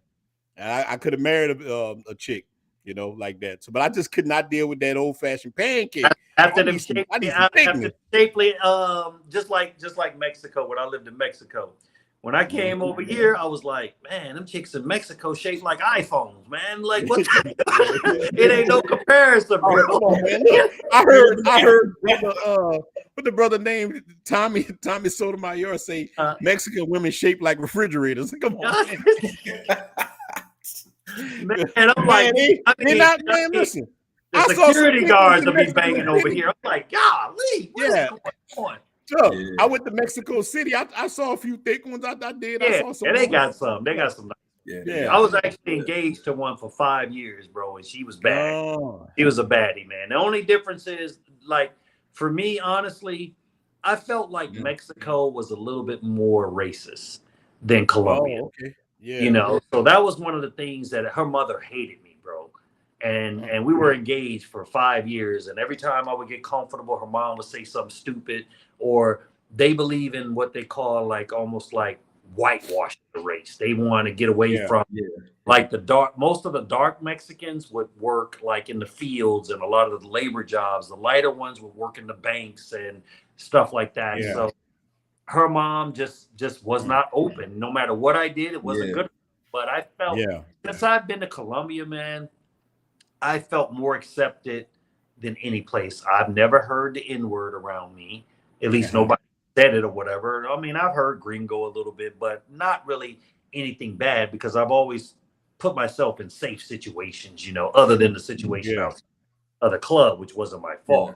But I just, you know, when I came here, man, and I just saw people that looked like me, I was like, okay, this is home right here. This feels good. But also to the piggyback, like it's different. I mean, so the slave trade was over there in Colombia also too, but like when I first went over there and I had this bad little chocolate sister, and like her friend was like, she called her negrita, and I'm like, fuck that bitch called. What the fuck she said? You know what I'm saying? And so that's, I had to learn, like, that's a term of endearment. Like, they don't, you know what I'm saying? They don't even look at it like that. That's showing love. Like, you know what I'm saying? And also somebody just can't call you, you know what I'm saying? You gotta that's gotta be like somebody that you love. You know what I'm saying? Like, nobody's just gonna come up and see you on the street and be like, oh, negrito, negrita. Nah. That's like a term of endearment. And then like, you will find some of them, some like the lighter skin one, and they will tell you like, oh my God, I just love your skin. I just love, man. Yeah. When I tell you that they love us, I'm talking capital L. They love us. That brother that was in 1080 HD, man. He was chocolate, boy. My boy is chocolate, man. But that thing was pretty, boy. Yeah, look, he was in there pumping like he. Lord. He had his hands on his hips, man. He was. Look, that cat was pumping like he ain't had coochie since '85. He was going for it. He was so the brother say, y'all have any thoughts on Brazil? I definitely plan on going to Brazil myself. Oh yeah. I haven't been, but I've heard a lot about it, man. I have a lot of thoughts on Brazil, man, but I just can't. Every time I go to plan a trip to Brazil, I just can't seem to make it past Colombia, bro. I ain't even gonna lie. It has everything you need. But it has. Listen, you can get stuck easy because it has everything that you need. You got everything you need. Yeah. Let's think. My brother, $2 super chat, say he's trying to join the group, still pending. Brother, look, I'm a one-man band, man. Look, he haven't even. I don't have a lot of. I don't have any admins because I want to make sure that I look through everybody's profile, make sure that we got good people in there. I'm not interested in just numbers and just open it up or whatever. That's why I just decided, you know what, I'm gonna go through, hand pick everybody or whatever, because we want to keep that feminine energy out of there, man. I mean, and if I see stuff on the profile, like I look for things like if your profile was just started 2 weeks ago, no, it ain't happening. Look, like that one brother said, dead giveaway. Yeah, man. I used to be a medic in the military. I wouldn't fool with that. I wouldn't fool with that hepatitis C, bro. Keep it pushing. There's too many out there, man. Let it go. Let that go, man. That happened to a dude I know. Look, bro, and I tried to tell him, his wife he didn't think his wife was cheating. She came back, she had herpes, like genital herpes. Right. And I'm like, and she tried to convince him that she couldn't spread it to him. I'm right. like, you ain't asking her where she got them herpes from? Right. And he stayed with her, man, and end up having that Nestle Crunch bar. So ain't that much love in the world, man. Nah. Dude said, what about trans women in the DR? Man, let me be honest with you. What? I have never look. You know, people spend. Look, I'm gonna say. Wait. He need to clarify that shit. What the fuck? Yeah, I mean, he was talking about there. I don't understand the question. Like, maybe he's talking about. I'm glad he said like, DR. With that's on you, Ronin. That ain't on us. No, I'm just saying. Listen, I'm thinking maybe he's thinking, or maybe thinking that. Can you be fooled by trans women? Oh, okay. Look, the only one I saw. Look, and y'all I don't want to keep nobody out your chat. Yeah. Look, the only one I ever saw was in Sosua, and he looked terrible. Any of you dudes been to Sosua? You saw this. You saw this dude. He's sitting by the park, and man, he looked like a Batman villain. So ain't nobody gonna make no mistake and slide up in that unless something wrong with you. You know what I mean? So nah, man, I don't know too much about trans women, and I think you're safe, man. You ain't got to worry about nothing. All right, good brother. You look. You mark safe. yeah, man. I don't think that's what he was talking about, but you never know. But that's why I asked for clarification, man. Yep. A lot of the women that work in the clubs, especially like in Tijuana and Hong Kong, they come from all over. So a lot of women that work in the clubs, they were fine, but like the local chicks, nah. Yeah. Mexicans to be racist towards darker complexion. Man, let me tell you, man. There's racism everywhere you go, man, and there's colorism. Yeah, you know, everywhere you had colonialism, man. That's what, and you got reverse. Look, one of my cousins, man, like we did DNA tests, found out we French, African, and all this stuff. Man, we was Nigerian and all these places, man. So he went to Africa, like he's a real pro-black guy. Umar Johnson, be proud of him. You know what I'm saying? He's real, and he went everywhere he went. He's way lighter than me. He go there, man. Everywhere he went, everything was double and triple. Man, that ninja came back home, took that dashiki off. And man, they were tearing him up over there. Yeah, they would get your ass over there. That's everywhere though. That's everywhere. Yeah, you got to have somebody. You got to have a local to move with. Like, so I was born in the Bahamas. So okay. So even when I go back, like I'm going over for my grandma's birthday on the 1st, March 1st. So I'm flying over. But even, it takes me a moment to get my accent because we came over. I was like 7 or 8 years old. So my accent really don't kick in for like a day or two. But I'll go to like the store and they think they're gonna charge me. Man, next thing I know, it just starts flowing. Man. Okay, man. Y'all starting to get crazy with these questions. Yeah, the brother said all the trans women in Colombia. Yo, good brother. No entiendo. Yeah, man. Although, wait. Just like you said, I saw this big 6'4". I was like, walking down a Laguito. I looked at it, I said, this man, if you don't take your man LeBron James looking ass, man, ain't nobody can. Who are you fooling, bro? Yeah, so I did see one. I saw one. Yeah, man. You got to join the group first, and then there's some links on there for the chat. So join. You got to join the group. He's gonna let you in. Flood experience, and then you can get to the chat. Yeah. This April, U.S. citizens will need a visa. Yeah, and I heard something like they got to have like $2,000 or something. Yeah, so they were supposed to start that actually in January, and then they pushed it back. So I'm hoping they pushed the date back again. So I don't know if they were doing that also in anticipation because there's a football game. I think I forget who they play, but I know the Philadelphia Eagles. They got their first game in Brazil next. They have a game. I don't know if it's the first. It's going to be the first U.S. football game played, down in Brazil. Yeah, I heard about that. Yeah. Nah, man, Dior don't got too many lady boys. It's just one, and he ain't listen. Ain't nothing lady about him. He is a boy. That dude look terrible. He's a boy. Yeah, Like he is, man. That's a man, baby. Yeah, he's a man. That mother like a shaved Bigfoot. I don't know what the hell he look like. Man, look, Wesley Snipes looking mother. Man, he look terrible.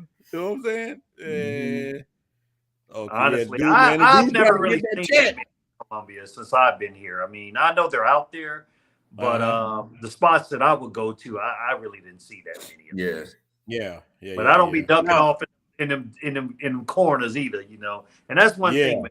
Come down here to Colombia, try to move with other people. It's safety in numbers, man. So like, get with a couple guys, man. One thing I do know about this place, every guy pretty much is on the same thing.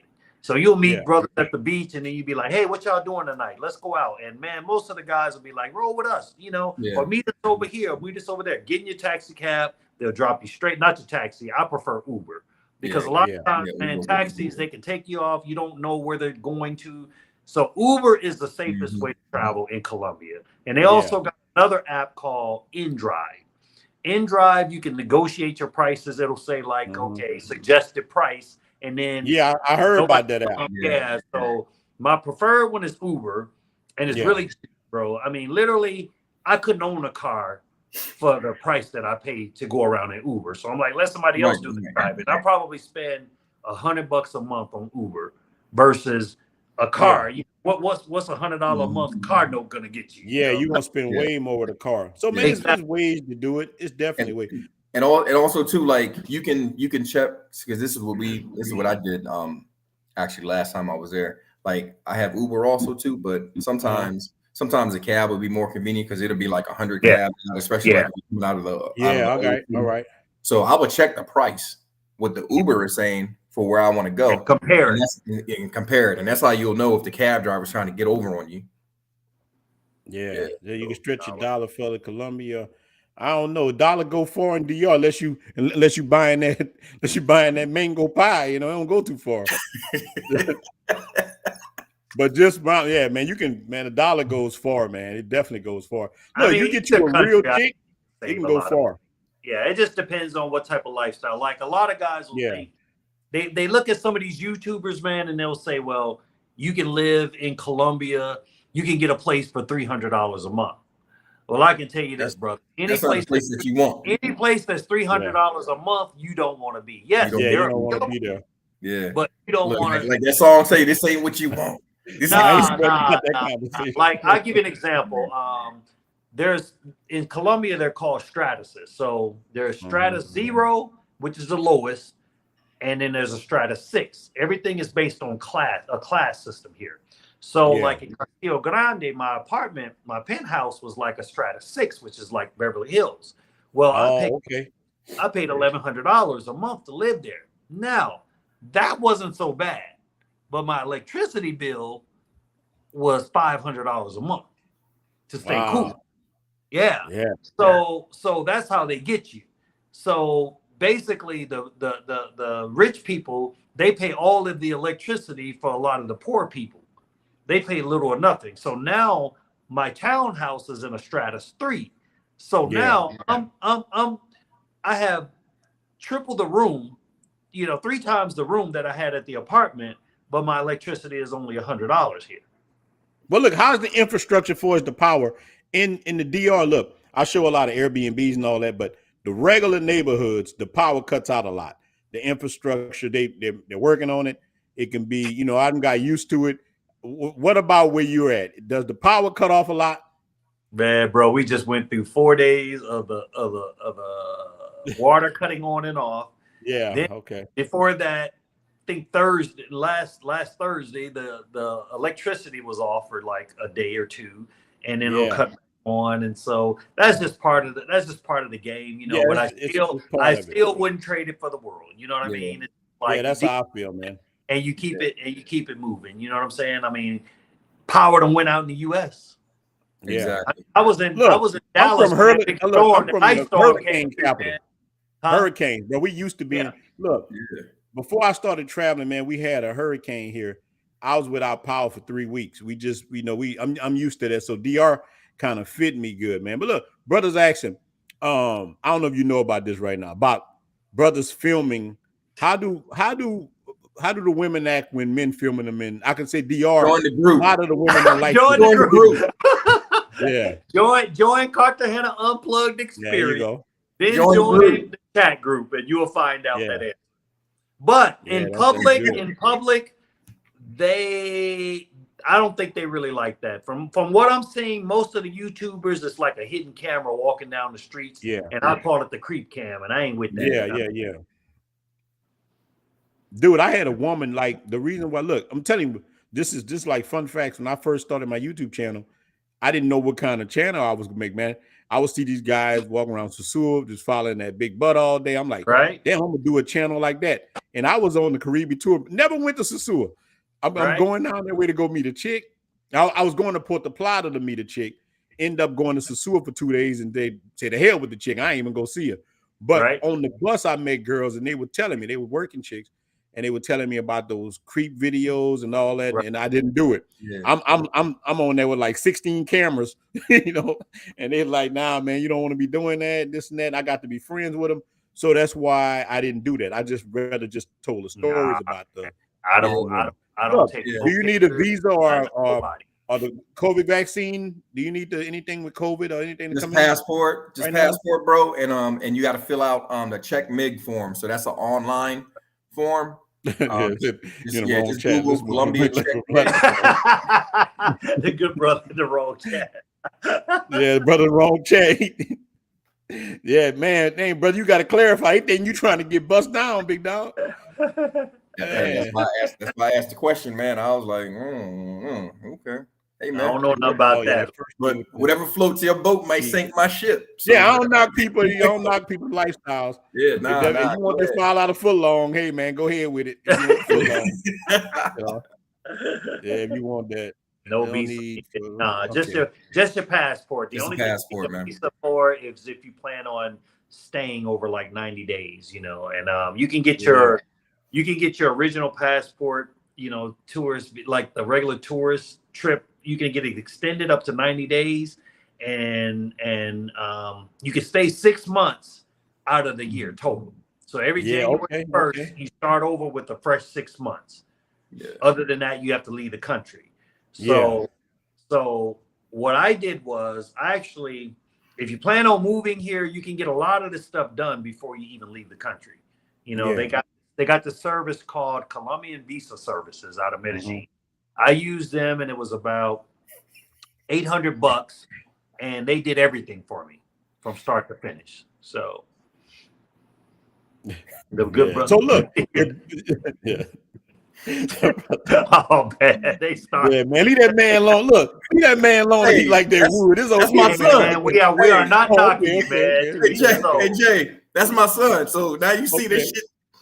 Yeah. What? The apple don't fall too far from the tree. That was your son. Oh God. Yeah, man. Look, dental in DR. I know a great dentist in Santo Domingo. Just send me an email, man. I'll send you everything you need to know. Vegas, I got you. I mean, don't worry about that, man. I got a good dentist that you Vegas Force Talk. Okay. Yeah. Yeah, you got some brothers. Man, we're gonna be ending this and we'll be on here all night. Talking about all that, man. That seems to happen every time we get on this live thing. Well, we practice. Disabled 100 veteran here. Thank you for your service, brother. Thank you for your service. Yeah, man, that's that's what we pushing. Me and Miguel, we both 100 disabled veterans. 100. Oh man, that's the way. That's the way to go, bro. Tax free. So that's one thing that I'm definitely pushing for my veterans, especially the 100%ers. You know. Oh yeah, man. Yeah, escape. Get on that Underground Railroad. Right. Yeah, man, I'm telling you, you got to do that, man. Look, I know some good Airbnbs where the power don't cut out. It depends on where you're staying, but if you stay in Piantini, most of the places got a good generator. You won't miss a beat. People ask me all the time, why wasn't I doing? Look, people say, why you not doing live streams, man? Because at my house in the DR, it's in the Dominican neighborhood. Man, you can't. It take me forever to edit a video. This supposed to be the best night, man. Hell no, it's hard to do live streams and everything. The camera freezes up. You can't. Man, no, I I got to do something different, man. Yeah, I call a you got brother to get today. that satellite. You got to get that Man, satellite. yeah, I'm about to get that Elon Musk satellite. Right. I'm trying to do something else, man.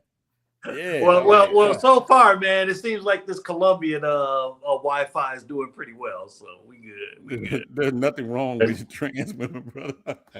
Hey, we hey man, look, good brother. You like if you like that wood, it's okay, man. Go ahead. It's okay. But you might want to go to Thailand. Thailand, like what's that place? That Thailand got a whole area change like your that. name to the Wood Brother, not the Good Brother. The Wood Brother. Yeah, he the Wood Brother. For real. Yeah, man. We all for equality, man. Hey, we all for equality. man. Go ahead. He said, "How much money do I need for a week?" Man, look, if he coming out there, what he need for? I don't know. We don't know the price. I don't know the roses. I don't know the roses. Yeah, man. Say, good brother looking for that grizzly. Yeah. Oh my God. Oh, man. That's another channel, man. That's a whole another channel, big dog. Real. Man, we love our LGBT. We don't discriminate. Yeah, we don't discriminate, brother. Yeah. No. We just know. He looking for that grizzly. Hey, bro, some people like that $5 foot long, man. You know, dude probably men probably spend some time in the pen. We don't know what cats used to, man. I don't know, bro. Look, yeah. $5 foot long. It might be say with the booty warrior. He said, "I likes you," and I guess the booty warrior. Oh, fleece. Yeah. Oh, kick him out. You gotta go, man. Yeah, man. They tripping. Boy, y'all crazy, man. That's crazy, man. Look, any last thought y'all want to talk? I can't think I hear this around. They we gotta say this kind of stuff like a Friday night. Oh my God. Crazy. Yeah. In closing, man. Look, in closing, man. Look. In closing, man. Just brothers, man, just get y'all a passport, man. Whether you're going out to Colombia, whether you're going out to the DR, just get your passport, man, and just to compare and see the differences, man. Man, it'll open your eyes up, man. You'll see the world. Not just the world, but you see the United States in a whole different light, man. You will, man. And like I was saying earlier, man, it's a lot of cats, man, and once they get out here and get to the DR, man, they don't even date in the US anymore because they get to see something, at least see the difference before making a decision, you know. I got a little cousin that lives with me, man. He 100% disabled veteran, no kids, 38 years old. I'm like, bro, man, I wish I would have had this knowledge when I was his age, you know, but it is what it is, man. But get your passport. And again, support Ronin, support his channel. Yeah, man, I appreciate it. Look, come on, hold on, look, brother asking this. Yeah, how much you got to save up to make that move to Colombia? I mean, it just depends on everybody's situation is different, you know. Honestly, if you had an income coming in, then you just need your first 2 months rent to get started. You know what I'm saying? But if you're looking to buy, then you need to come over here with about $100K.